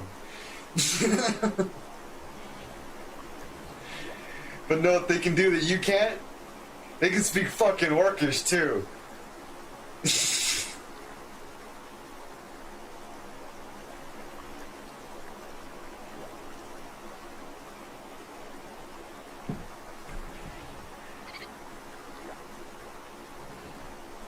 right?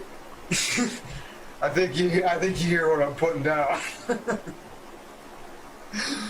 People are all like, they come to our country, they should learn our language, they should like work on their pronunciation and shit. It's like, fuck, shut up.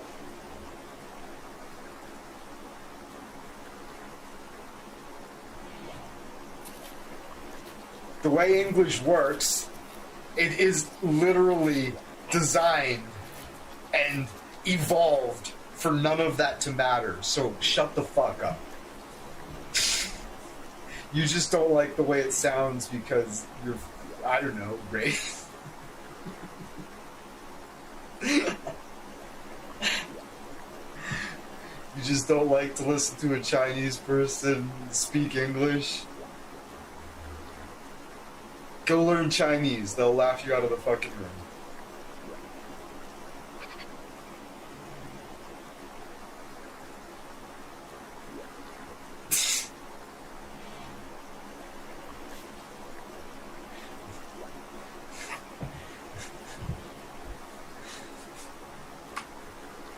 Go learn Mandarin, motherfucker. We'll see in 10 years. Well, we'll see how fluent. Yeah, I find accents fascinating. I'd like to know Chinese too. Yeah, it's a fucking crazy language. You really, really do have to imitate the accent to get the meaning, because there's like, it's like pitch based and shit, right? Like you like go up in pitch and shit, and it like implies meaning in the words and sentence. It's fascinating stuff. That's why they're like, you know what I mean, right? Because that like literally is part of the word, like the pitch rise and shit. It's really musical. It's neat. And it actually, yeah, it's tonal. There's pitch rises and pitch falls, like that are that's part of the word. So you actually need to imitate the accent to be able to nail that. I heard that in a creepypasta, damn whole. It's true. It's fucking true. So you have to imitate the accent to nail the meaning, right?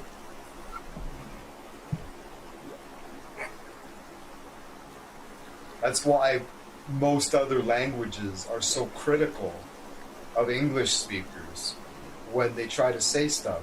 You say it really flat. And they're just like, no, I can't listen to this. And then they just switch to English because they speak pretty good English. And the fact that they have a strong accent, generally speaking, doesn't matter to the vast majority of English speakers. They're just like, oh, cool, you speak English. Awesome. And that's the end of it, right? It doesn't matter that they have an accent at all, because however they inflect it, they can inflect it weird and like speak in strange pauses and like go up in pitch and be really musical, and they could sing, they could like whatever, talk like a computer. It literally doesn't matter because English has evolved for that not to matter. In a group of people that spoke vastly different dialects on the side, developed this common tongue.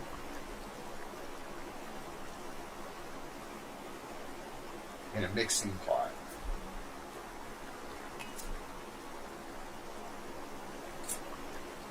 And then spread it all over the world, being colonizing bastards.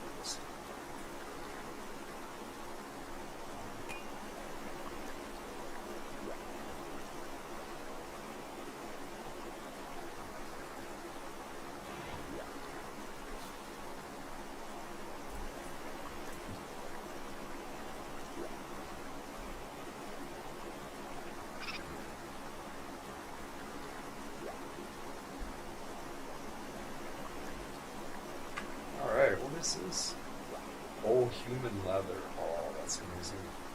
Hey, oh, I wonder what games we can play together. Yeah, yeah. I was looking at CS2 and I'm just like, I don't know. I don't know if I can handle the multiplayer aspect of it because I'll be working with like I'll be with like squads and shit, and now I hate being a noob. And I just oh man, I was like gonna do it, but then I was just like oh man, I don't know, I'll get owned forever on this, and I will be just the most frustrating teammate for anybody. I'll just bring any team I join, I'll bring them down. Like, oh, I was just like, I don't know if I have the fortitude to fucking try to get into this. But yeah, we'll figure something out. Something a little bit slower. Something that the learning curve isn't so steep. But yeah, we got to figure something out because man, you're always here, right?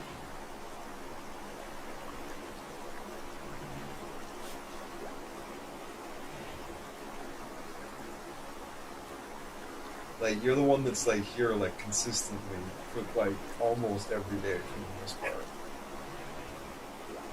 Like, there's others that are strong regulars, but nobody comes close to your regularity. Not even close. No matter how much you suck, you can always nail call-outs. I don't even know what that is, learn call-outs.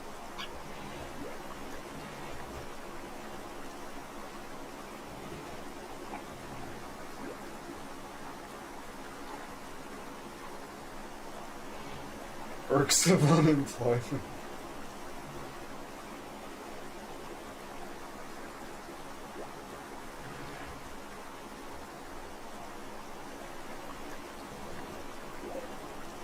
There's a snowman. Somebody built a snowman. Who built the snowman? Does it say?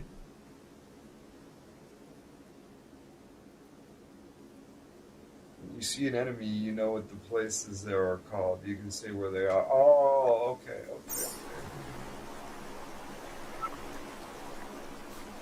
We're like, oh, he's in the building.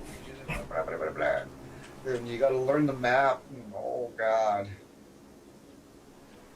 Yeah.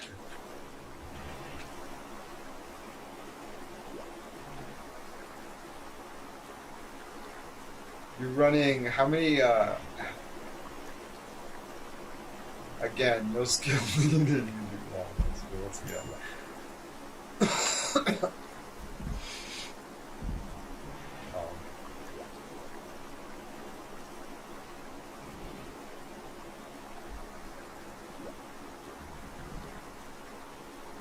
That's fishing.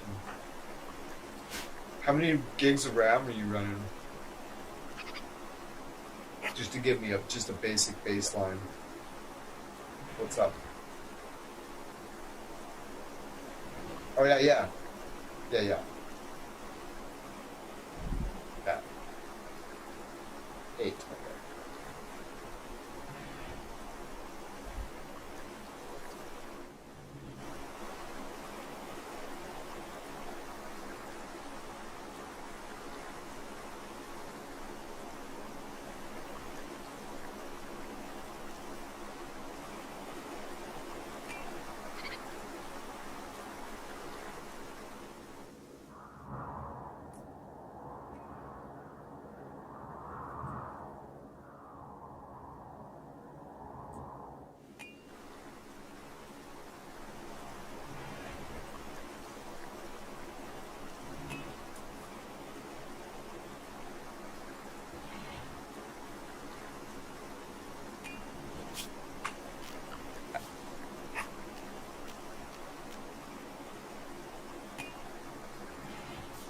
Oh. 6th of February. The month is 15 days long, so we're on the 6th day. I should build an electric drug lab. We won't need it for a while, but I may as well just get it built.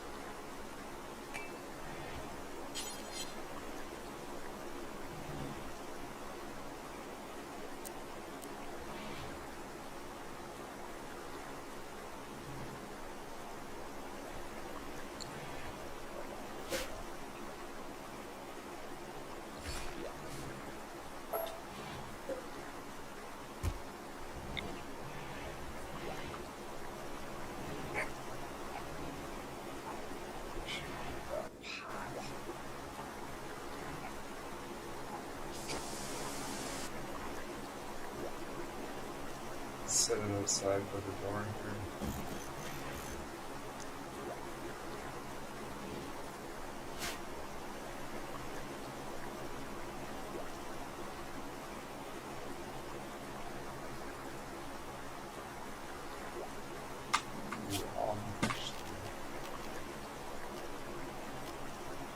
We're gonna build a steam.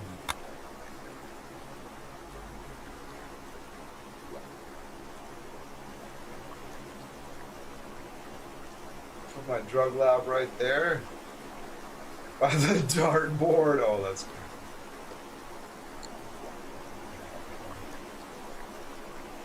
Maybe I'll close that door off.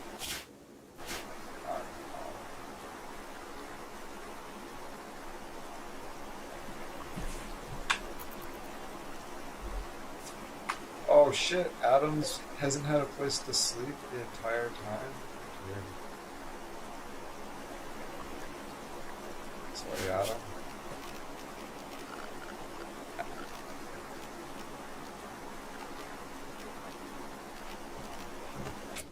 Alright,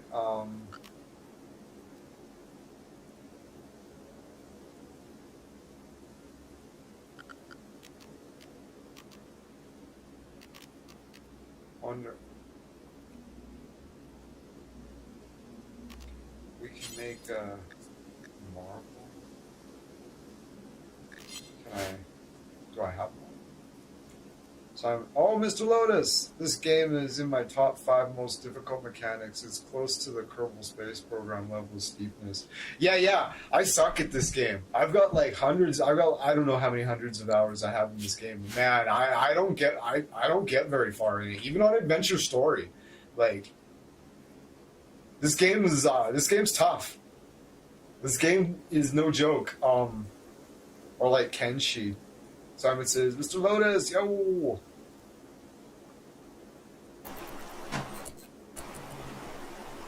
Hey Simon, it's Mr. Lotus. Yeah, this game's it's on Adventure Story, classic Cassandra, and whew, I'm doing okay this time, but I did like my run before this was crazy. Like the RNG just fucked me hard, like hard. Like I got extorted like in the first few days, and I told him to get fucked. So then I just got, you know how it is.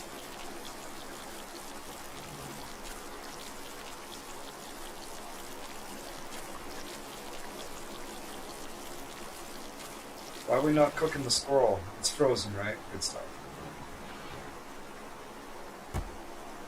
Dead for 3.4 days.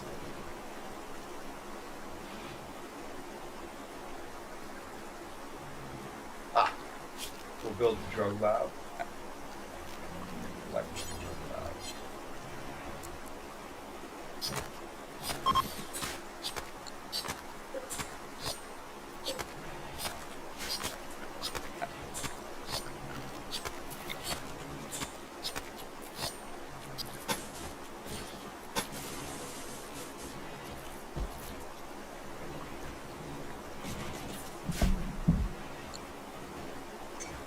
Weller just fucking totally eclipsed me on this game, like immediately. Within a week, I was just like, my mind is blown by like the stuff that he shows me. He's like, oh look at this, he's got like this like huge base. He's like repairing tanks, and it's like, wow, this game's crazy.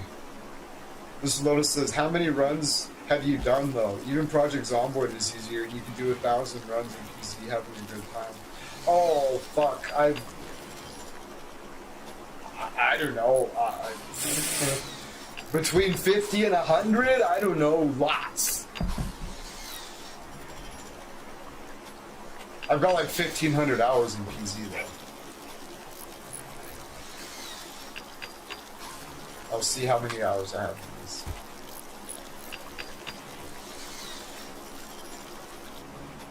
I have 749.5 hours in Rimworld.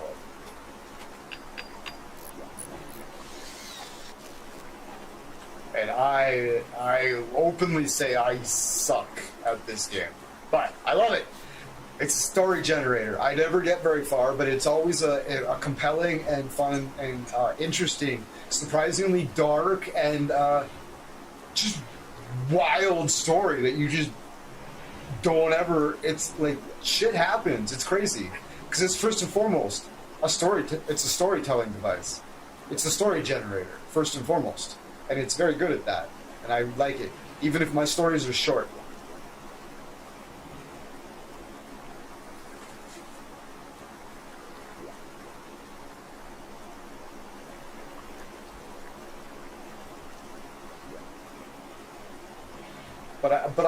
But I like the challenge though. I put it on like casual, and it's just like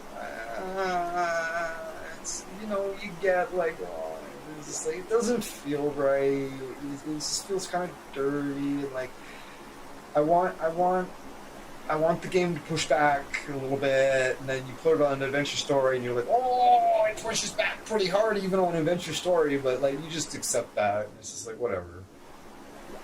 In time, I will get lucky, or I will just get better, and I keep learning new things. And like for instance, right, stuff like it took me a long time to like learn stuff like this, manage apparel policies, put on anything here, and then going into and making sure you turn off tainted apparel, like stuff like that, to make sure they don't auto put on like clothes that have been on a dead body, right? Because then they're like, then they put it on, and then they're like, oh, I get -10 to my mood because I put on this tainted cloak. It's like, well, I don't, but like, yeah, you have to go in there and turn that off. Allow tainted apparel. No. Boom. Done. Problem solved. Manage drug policies. Social drugs. Unrestricted.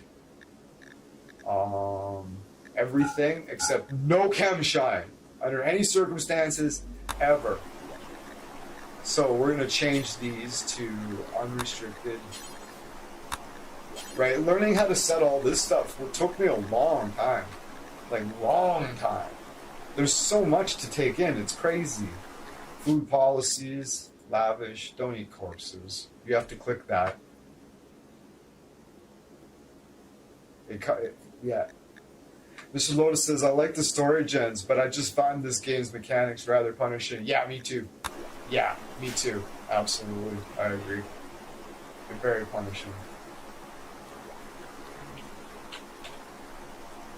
But then sometimes I like really roll with it too, though. I'll put it on like Random Randy on Strive to Survive. That's fucking madness. You should try that. Try that. It's fun. That's the intended experience. That's the intended game experience.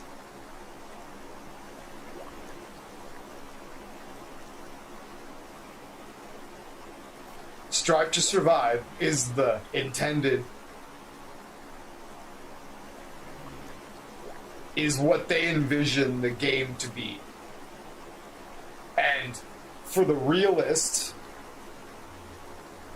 most immersive experience, Random Randy. So yeah, Random Randy and Strive to Survive is the intended experience. It's not like the classic Cassandra is. But no, it's Random Randy. Totally. Strive to Survive. And if you, surely you've tried Random Randy Strive to Survive, right? If you haven't, I highly recommend it. Buckle up and prepare. It's nuts.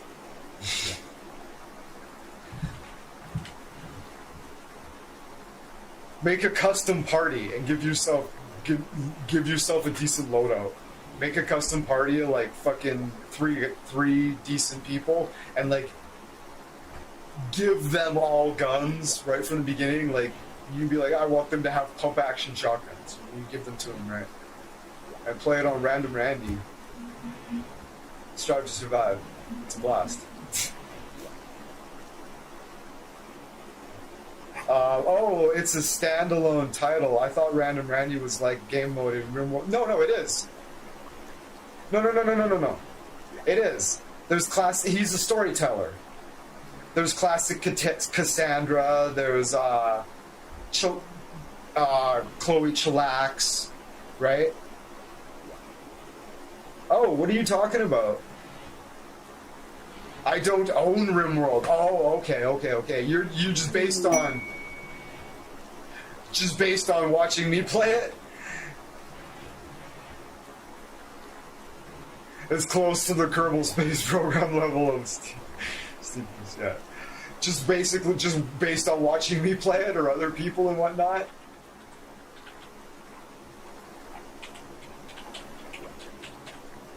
Yeah, I highly recommend it. Yeah, that space program game was nuts. I was looking at that. It was like, yeah, and others, yeah. Yeah, it's a crazy game. It goes really deep. I don't own KSP either for the same reason. Yeah. You're just like, I don't think I have the patience to like get on top of this. It's a lot to take in. It was really overwhelming for a long, long time. I had stupid problems that I couldn't figure out, and it's just, you'd have to look up like so much stuff, the solution, and then it's just like, oh yeah, you gotta go into the thing and like do, and then you gotta like, did I set the schedule up yet? Yeah, right. You gotta set up the schedule and shit, and then there's like the allowed home area and right. Click on like manage areas, expand, shrink, new area, like all this stuff. Like I know I still don't fuck with that shit. Sometimes I need to, and it's just like I don't know. I have fucked with that when like you really need to. It like fucking.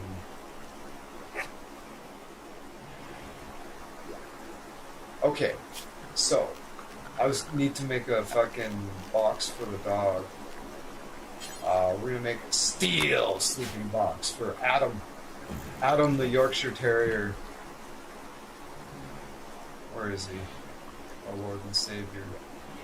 There he is. Adam. I always when it goes to the thing and you click on the name, it's always Yorkshire Terrier 1. And you hit randomize, and the first thing that comes up, that's their name. Got it. Mr. Lotus says, I've been playing Windrose a lot. I pirated the pirate game. Yeah, that's noble. I only have single player, but the game is great. I definitely recommend it. I'll throw it on my my wish list, and I'll wait for it to come on sale.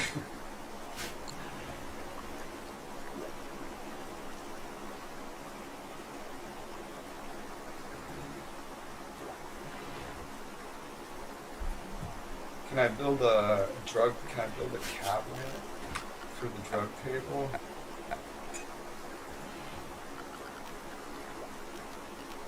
Art bench. Do I have any artists?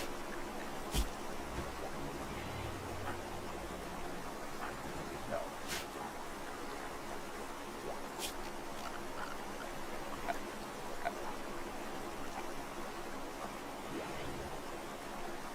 Yeah. I gotta buy it too. You're doing a really good job. Yeah. Cause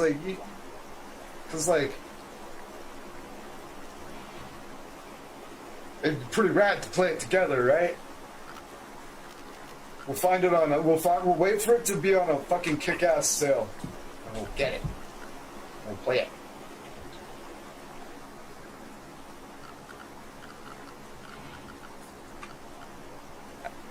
Ooh, oh, can I make a poker table or billiards?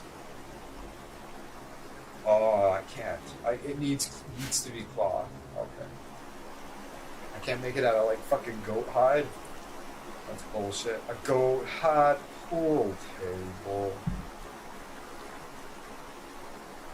No, it's called Windrose. It's a new game. It's not AAA price though, right? It's hold on, let me think of it.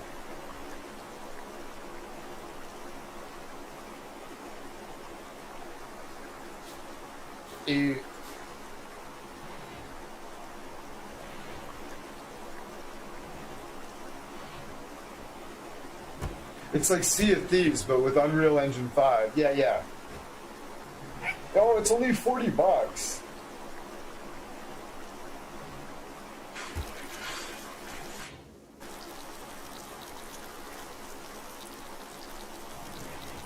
Add to wish list. Yeah,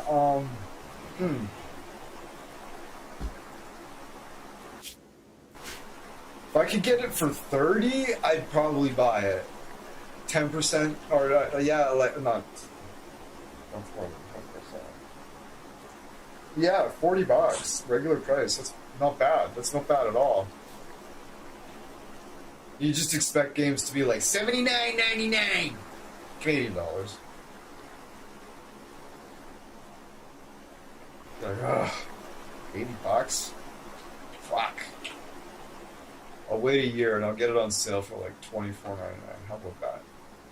You have to wait though. It's like, yeah, I'm used to it. Whatever. I really struggle to pay more than 50%. Like, I generally don't buy the game unless it's at least 50% off. Generally speaking. Like, I usually wait for 75% off. Usually. But there's certain titles that you just know 50% is the best you'll get. Like a FromSoft game, like the best deal you will ever see is 50% off. If you want to buy it, that's the best deal you'll ever see is 50% off. I think I've seen Dark Souls 1 for like maybe 60% off, but like if you want Sekiro, the best you're gonna get is $40. Still, Dark Souls 3, the best you're gonna get is like $40. But yeah, if I could get Windrose for like 25 or 30, I'll get it. I was thinking about trying Sea of Thieves, trying opening up Sea of Thieves again. So I know a bunch of people. I know, like, I don't know, PD York, like, has like Sea of Thieves. We get a little crew together, it'd be fun. Sea of Thieves is cool. I like it. Ooh, I found it on. I Go get it from, see it on like Green Man or something, or Fanatical.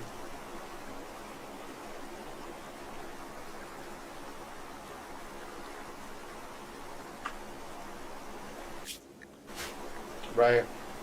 I'll keep my eyes on like Green Man Gaming and like Fanatical, and yeah, I think that's those are the only ones I like know off the top of my head that I like implicitly trust, right?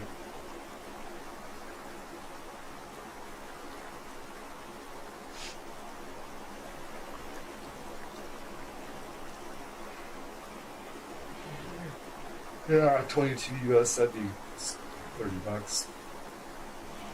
But yeah, I'm pretty reluctant. Like, do they have PayPal?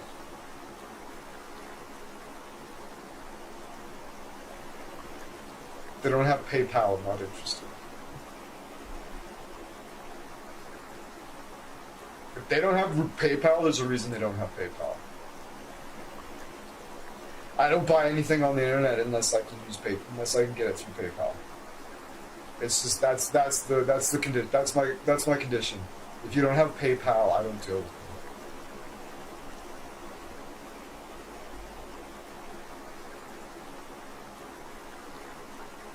Like, there's a reason they don't have PayPal. Straight up.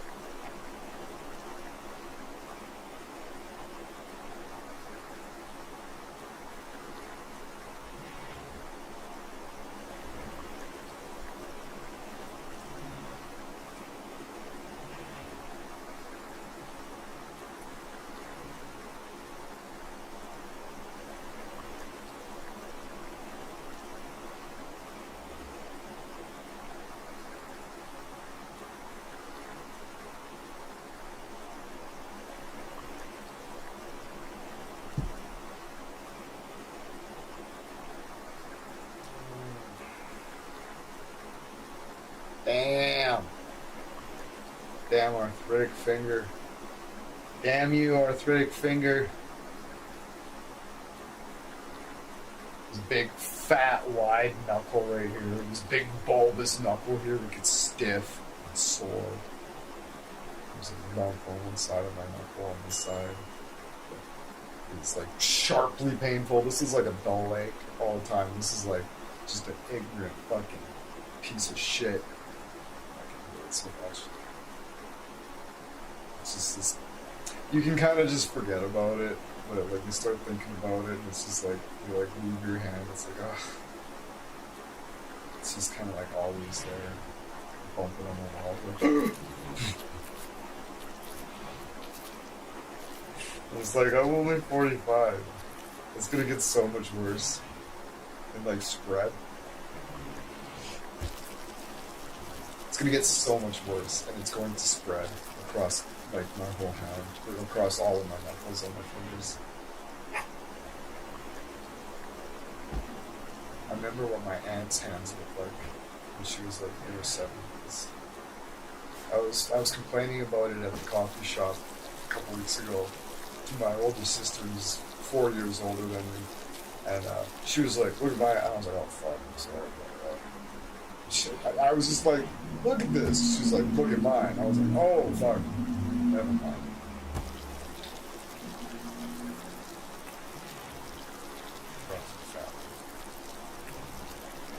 It's just arthritis. It sucks.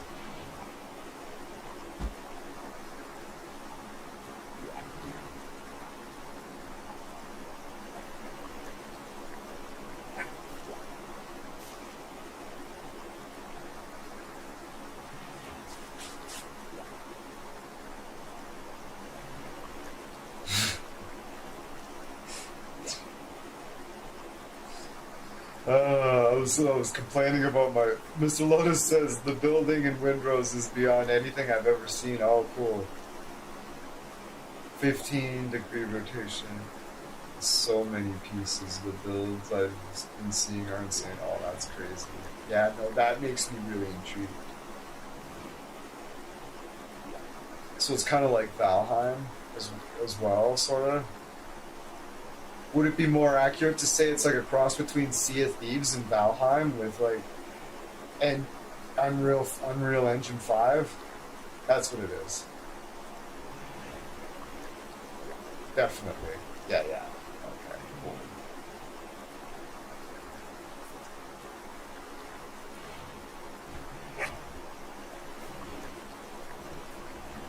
I like to put things in a box. Come up with a subcategory. Yeah, okay, it's like this, combined with this, quantify it as something. Yeah. It's Valheim, Sea of Thieves, and you code it with Unreal Engine 5. Windows. Perfect description. Perfect description. Easy to understand. A lot like Valheim. The eating, sailing, building are definitely like that. Yeah. I know very little about it. I know what it looks like. I've seen. That Crimson Desert game looks really cool too. I wish it had it's like I wish it didn't have a story at all. Honestly, it doesn't need one, and it shouldn't have one. It got shoehorned in at the last minute because some company lead, some yes man at the fucking who answered to a committee only. The committee was like, no, it needs to have a story. And they're like, that's not the point of the game. It's just. It's a sad, and then the developers were like, "Oh," and all their dreams fell apart as the yes man who replaced the guy who got fired, the director or whatever, got fired, and the company replaced him with a yes man that did whatever they wanted based on nothing, and it was a complete fucking disaster. And they've come a long ways in fixing it and making it better and like listening to the fans, and applaud them for that. for like really going the extra mile to turn it around, and it really does look great. But man, the story and the voice acting are so fucking bad. It's ridiculous. The game is far worse off with this. Far worse with this. It was never intended to have a story at all. Like Valheim does not have a story.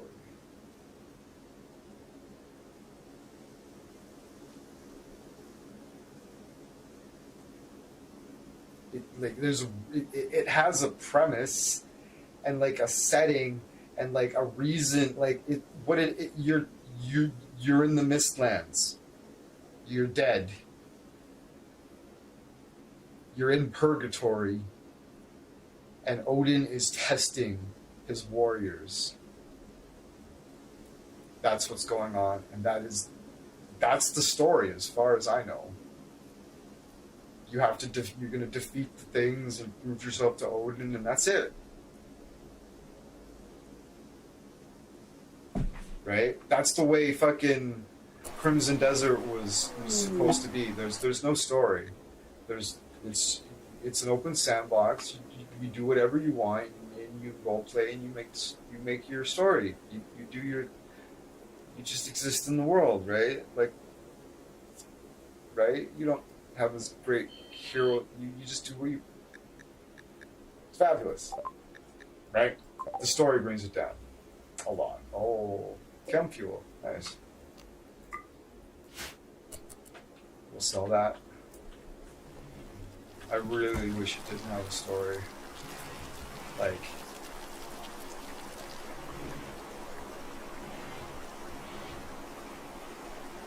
but it looks really cool though. Still, at the same time. If you can get past the fact that the story and the voice acting are dog shit and shouldn't be there, and are obviously shoehorned in after the fact.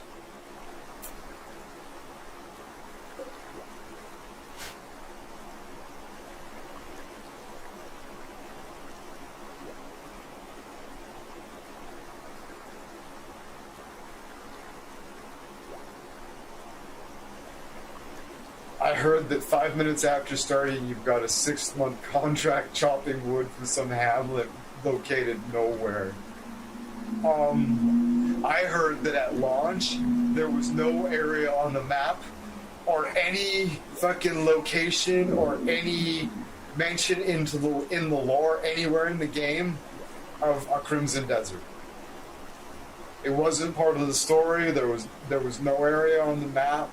Nothing about anything was Crimson Desert. Anywhere in the lore, nothing.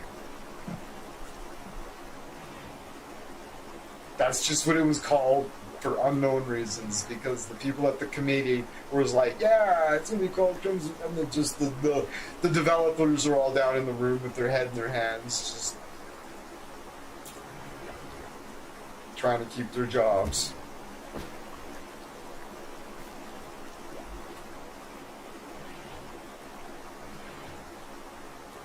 I shouldn't be keeping that in the house, honestly.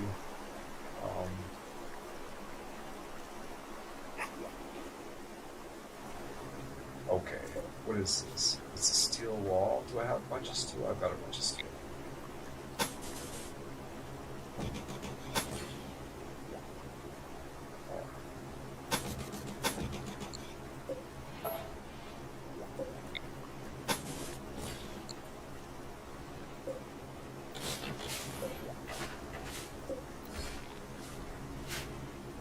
I'll make a storage shed.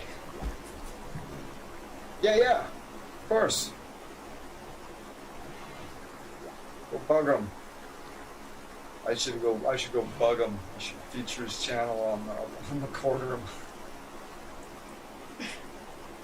I want to get back onto the podcast. It's been a while. It's been long enough. I needed a break, and I just didn't fucking use. I needed extra free time for myself and to figure myself out even more. So I should just get back on the podcast.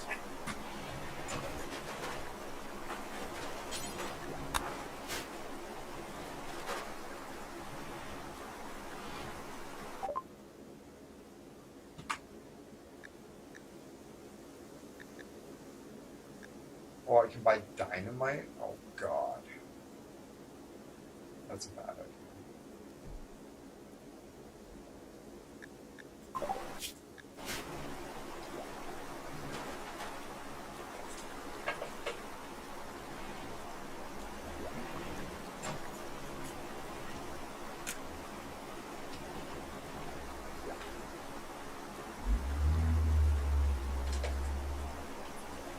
It's like if Valhalla was actually called something dumb, like, you know, they just call it Valhalla because it sounds cool.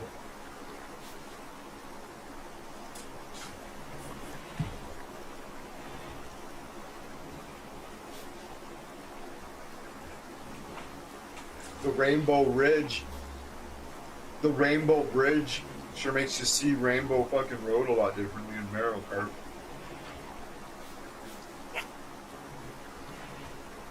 The Rainbow Bridge to Valhalla.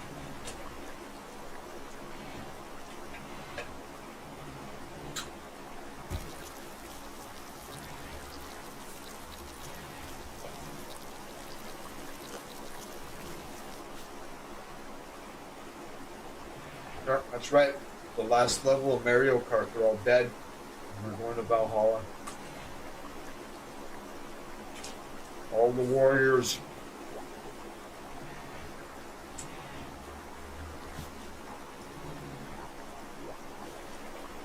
Have just proven themselves in battle. And we're going to Valhalla.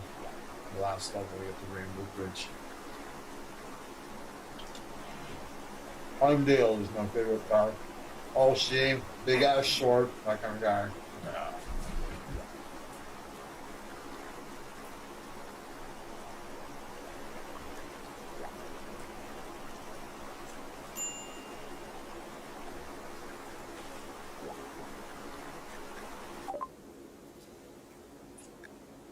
I'm thinking again about the fucking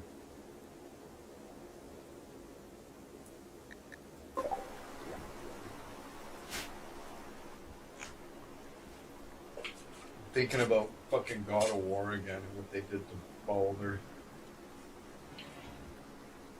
Unbelievable. It's a great game, but man, I really, really have a big problem with what they did to Baldur. It was just ignorant and uncalled for. It was just disgusting slander. Like, where do they get off?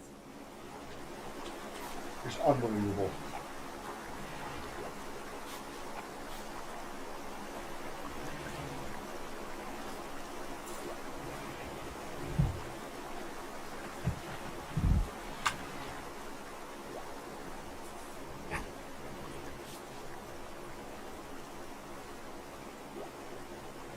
Just the most disgusting portrayal of the just the beloved, benevolent fucking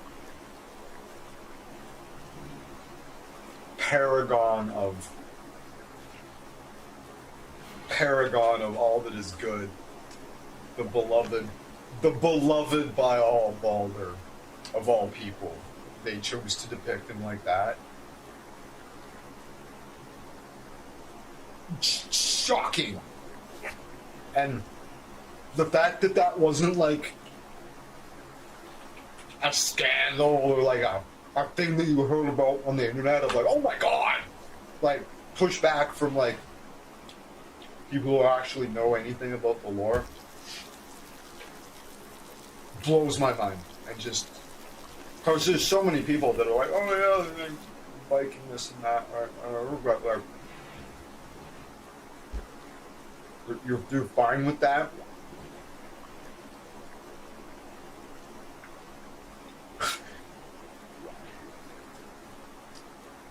You're fine with that? I've got big problems with that. I have big problems with that.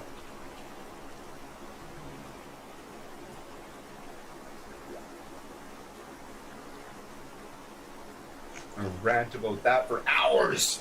I'm so mad. It's just like really tragic blight on a very, very otherwise great fucking game.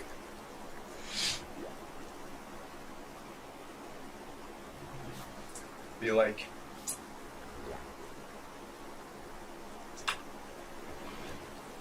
it's like making a game making a game about the mythology of Christianity. And you got these characters named Jesus fucking Christ, and you just depict him as this, like, absolutely just trash person, this mama's boy, pansy ass fucking cunt. Just the most worthless fucking scumbag you could possibly fathom. Yeah. And then sell it to fucking a bunch of Christians. Be like, yeah. What do you think of our portrayal of Jesus? Oh, what? You're offended by that? Yeah. Yeah, I'm offended by your portrayal of Balder. Fuck you. How dare you? How dare you depict Balder like that? What kind of person does that? Just, unbelievable. Just the shocking ignorance on display. It's like, wow. Like, surely. There's no way they're ignorant of the story. Like, it's a jab. Like, I'm offended. And I feel attacked.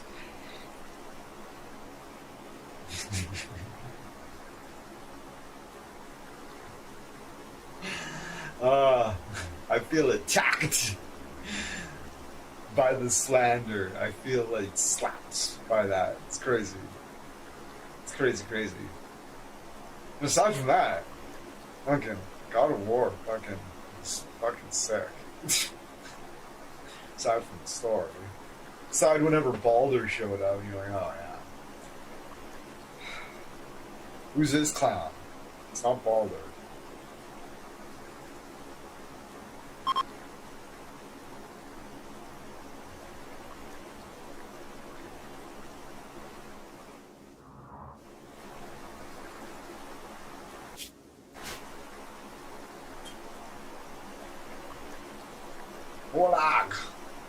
Alright.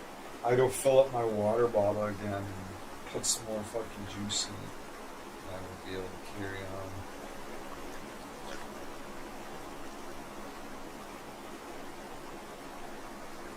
Yeah.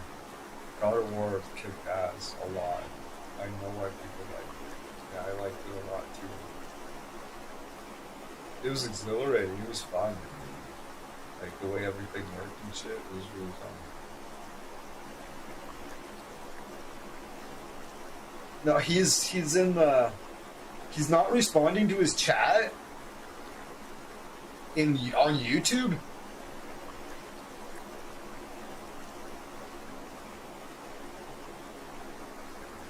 Oh, DMs.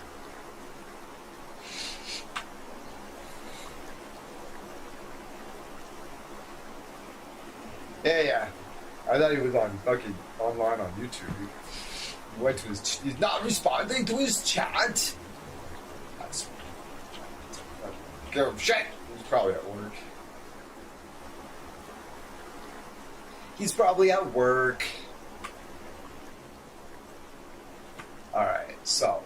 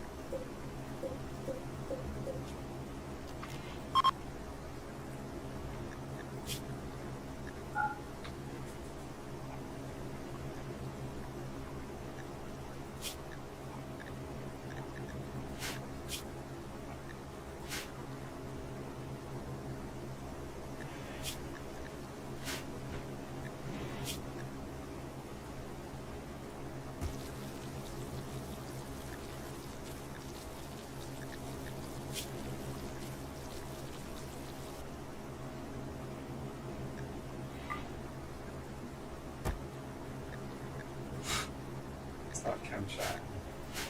Let's do it. I don't want it in the house.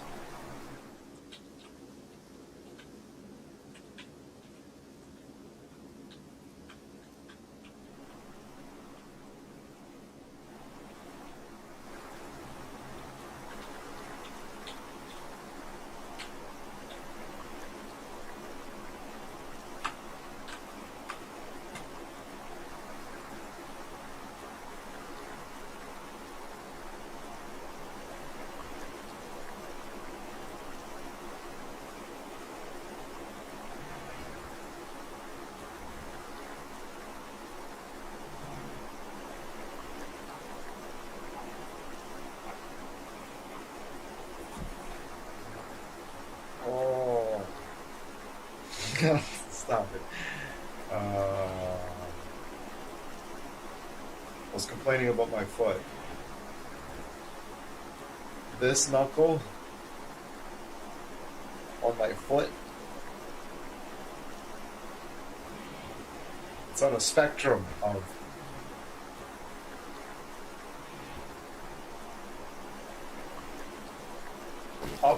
upper mild to moderate painful all the time to like wildly painful, and it kind of goes back and forth. Like all night at work, you just walk on it anyways, you just slow down or every once in a while for a few minutes until it just kind of goes away again, like whatever. Usually just fucking just walk through it. It's like fucking whatever, right? You complain about it. The young guy is like, what happened? I'm like, oh, nice. He's like, what happened? I'm like, well, I turned 50 in 5 years. That's what happened. And he's like, oh. Nice. Yeah, he's good. He's like, what happened to it? I'm like, I've been, like, yeah, I turned 50 in 5 years. That's what happened.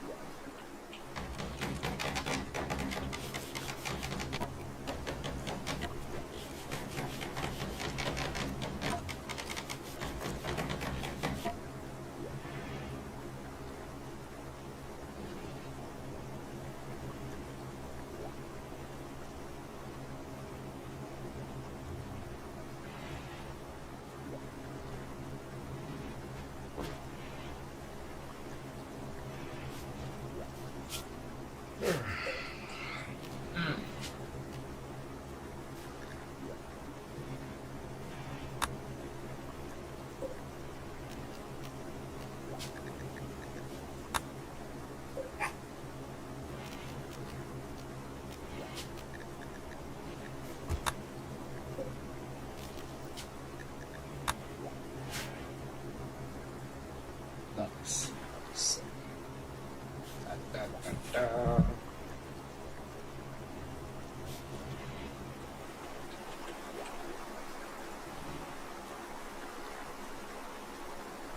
okay, I only have 4 components. I need to...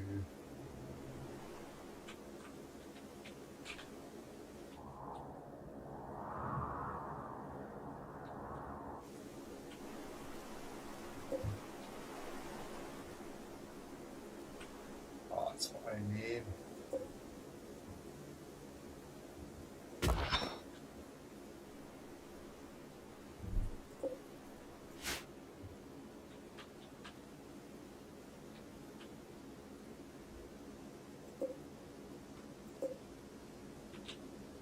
Oh.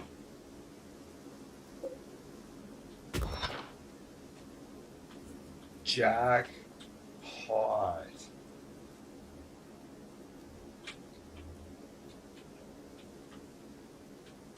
If I get components out of this, if I destroy it, I can restore it. Oh Oh, nice. Oh, sick. Sick, sick, sick, sick. That'd be great.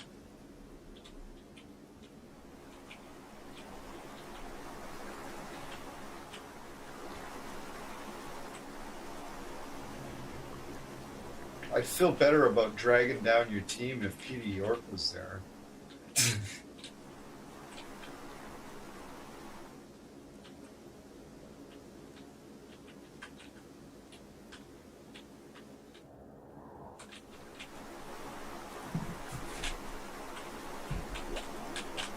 Could we just party up the three of us?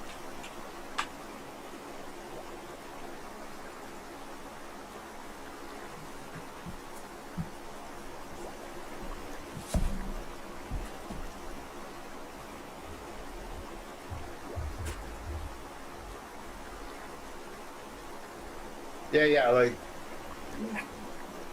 not today. I kind of think I need to like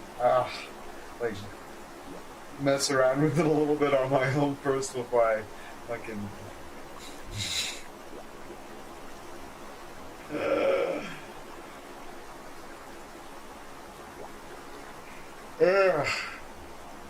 Can I be like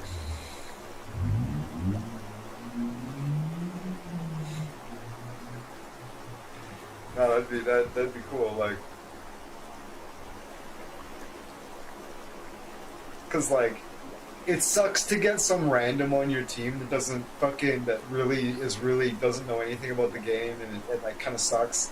But like, if that person's your friend, like you're more like okay with it. You're like fuck, you know, it kind of sucks to have a lame ass player, but you know, they give you more. They'll give you more love than like random players to be like, I just joined and they're just, oh fuck this noob, right? You know what I mean? And you feel the vibes from your other teammates. They're just like, oh. Right?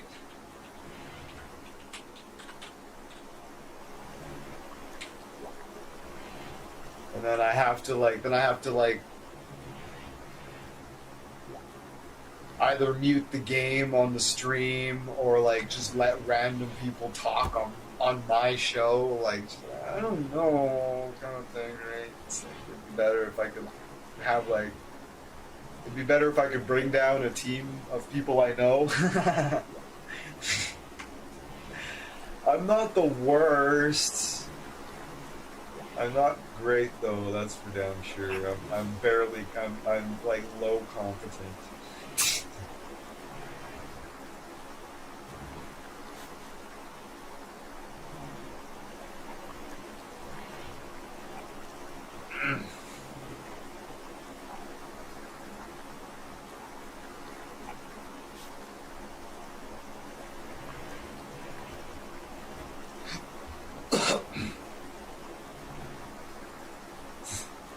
So a lot of times, like it must be like it's like just a huge drag to play Daisy with me, right? You know, it's like he takes so long with the fucking play with him.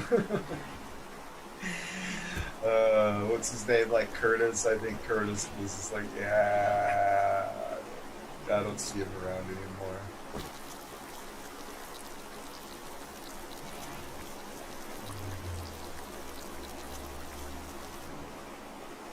I think I sucked too much.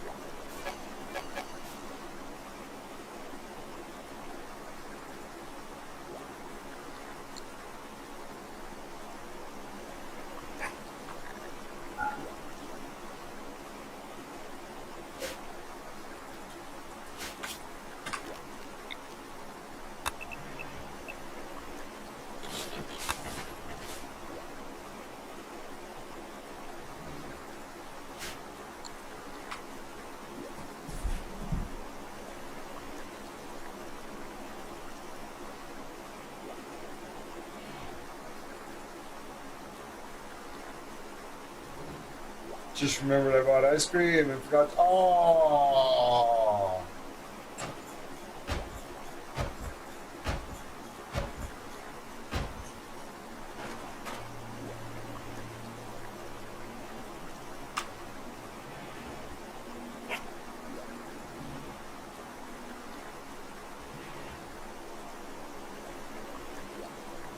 It's not venting. I don't know why it wasn't anymore. Oh, because they couldn't reach it. I was like, I don't know why they're not doing this. It's because they couldn't reach it. It was blocked off. It's fine. We'll fix it.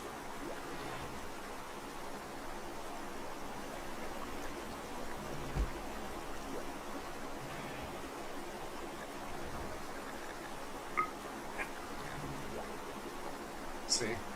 Now they can reach that, so they did it. Right. I might build that again.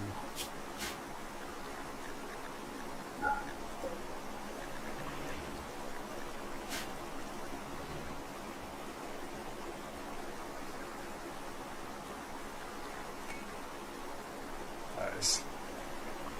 Just dealt with it. You're like, I better eat it quickly, because you put it in the freezer, then it crystallizes and it sucks. So you just eat it fucking all melty. You're like, whatever. It's better this way than fucking crystallized later. Right? People are like, no, put it back in the freezer. It's like, no, eat it all right now. That's the way to do it.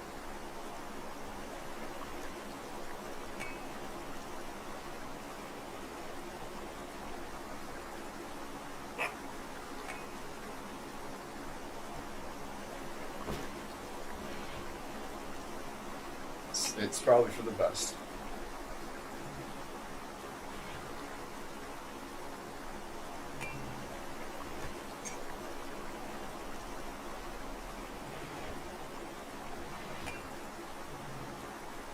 Alright, I'm gonna go fill up my water bottle. I'm gonna leave this running and nah,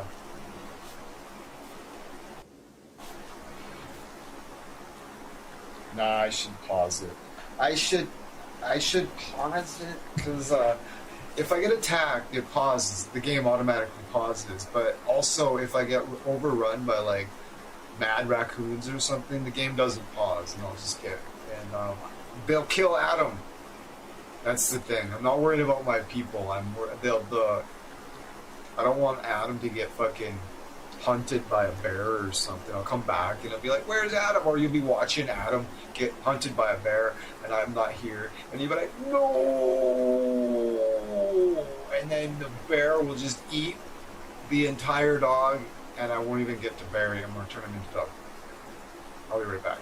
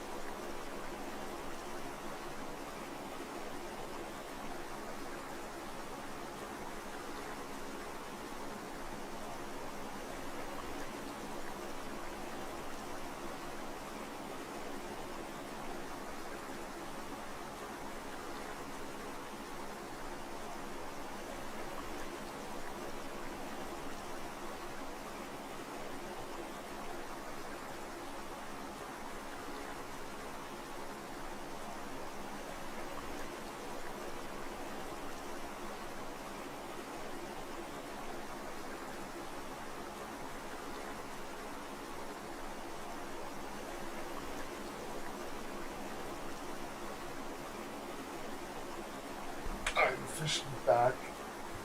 And I fucking, you know.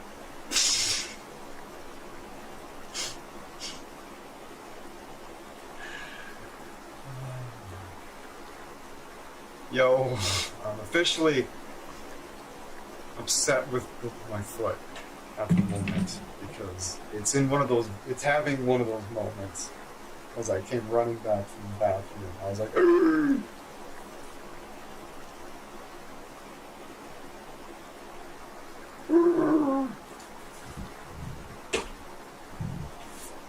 All right. Yeah. Okay. Oh, I have to make the meal.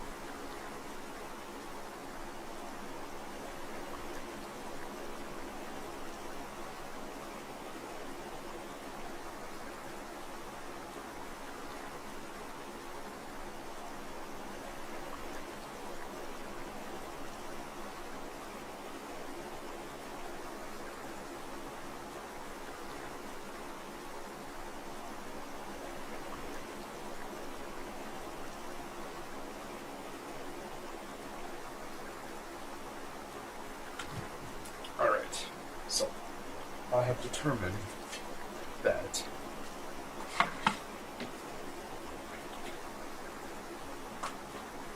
the 7-Eleven pie box makes a great funnel to put juice crystals into a narrow top Coca-Cola classic bottle. My hands on this. If I get fucking attached by grumbly fucking mad squirrels. My entire group, I can't remember, I think it was mad raccoons. Fucking wiped out my colony one time. I was very upset.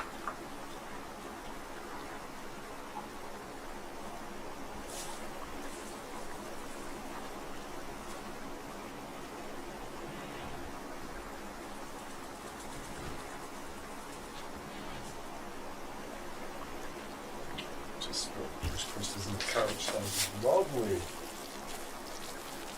This stream is brought to you by Neil Iced Tea. I actually highly recommend this. This is I was expecting this to be expensive, but it's actually quite reasonable.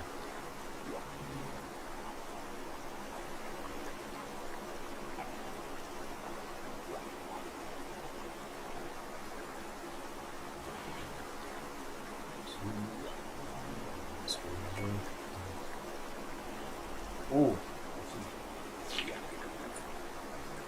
Being a bit of an idiot. We need to leave room and bubble.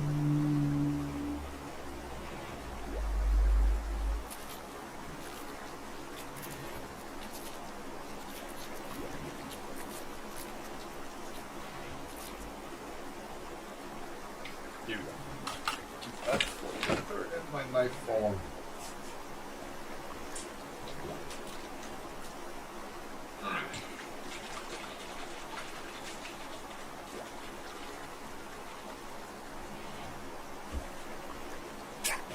Spill a little on my pants. Wipe it on my shirt. I don't get it. I'm gonna get the controls. It's just gonna happen.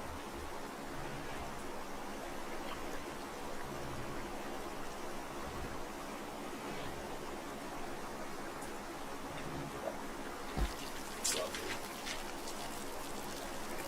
That works.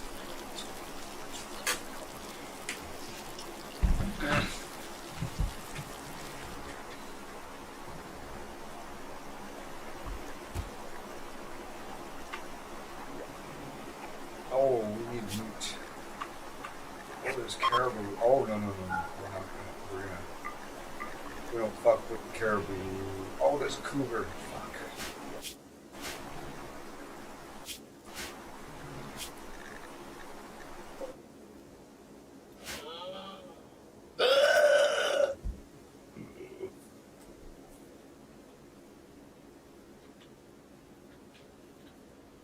Caribou's fucking aggressive.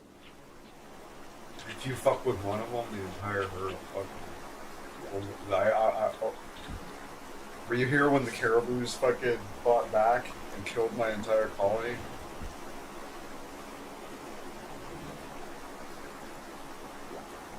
I'll never hunt a caribou ever again. I took a shot at a caribou and like the entire fucking herd fucking turned on me and fucking killed my entire colony. They just kept like circling around the area whenever anybody came outside. They were like, "Fuck you!" and they just mauled them into the fucking. They would crawl back into the house.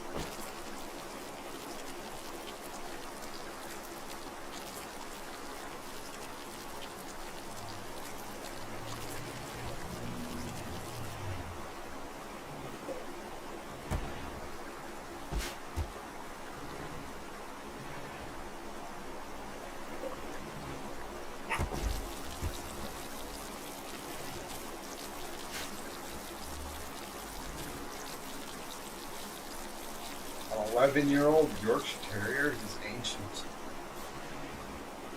He's like the ancient one in like a fucking kung fu movie.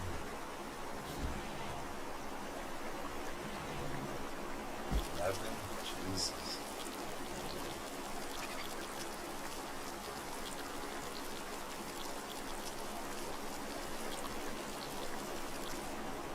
Oh, huge assholes playing Counter-Strike.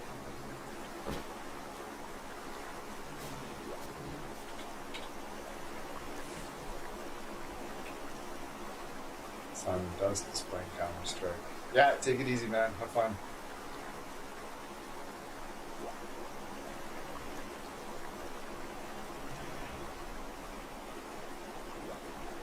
That's awesome.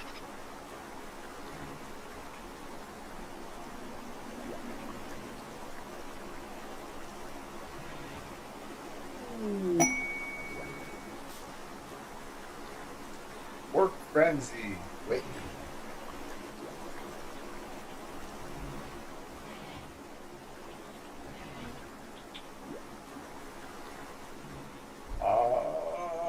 You know what? I think I'm gonna go too.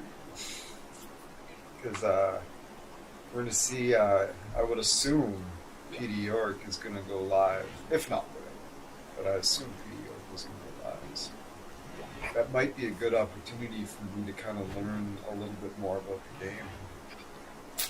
Actually, support his chat and stuff like that, and learn about the game at the same time. Because I have been streaming since 9 a.m. and it is now 12:53 p.m. So that's just shy of 4 hours.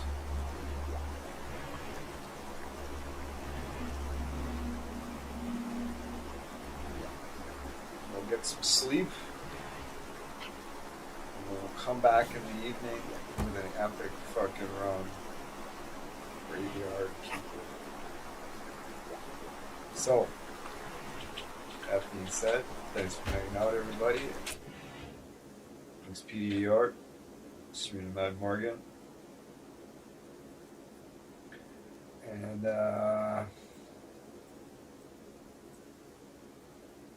yeah, Mr. Lotus, cheers. Take it easy, mate. I'm gonna play some Graveyard Keeper tonight, and, I think maybe we're potentially playing Project Zomboid with Leller, hopefully.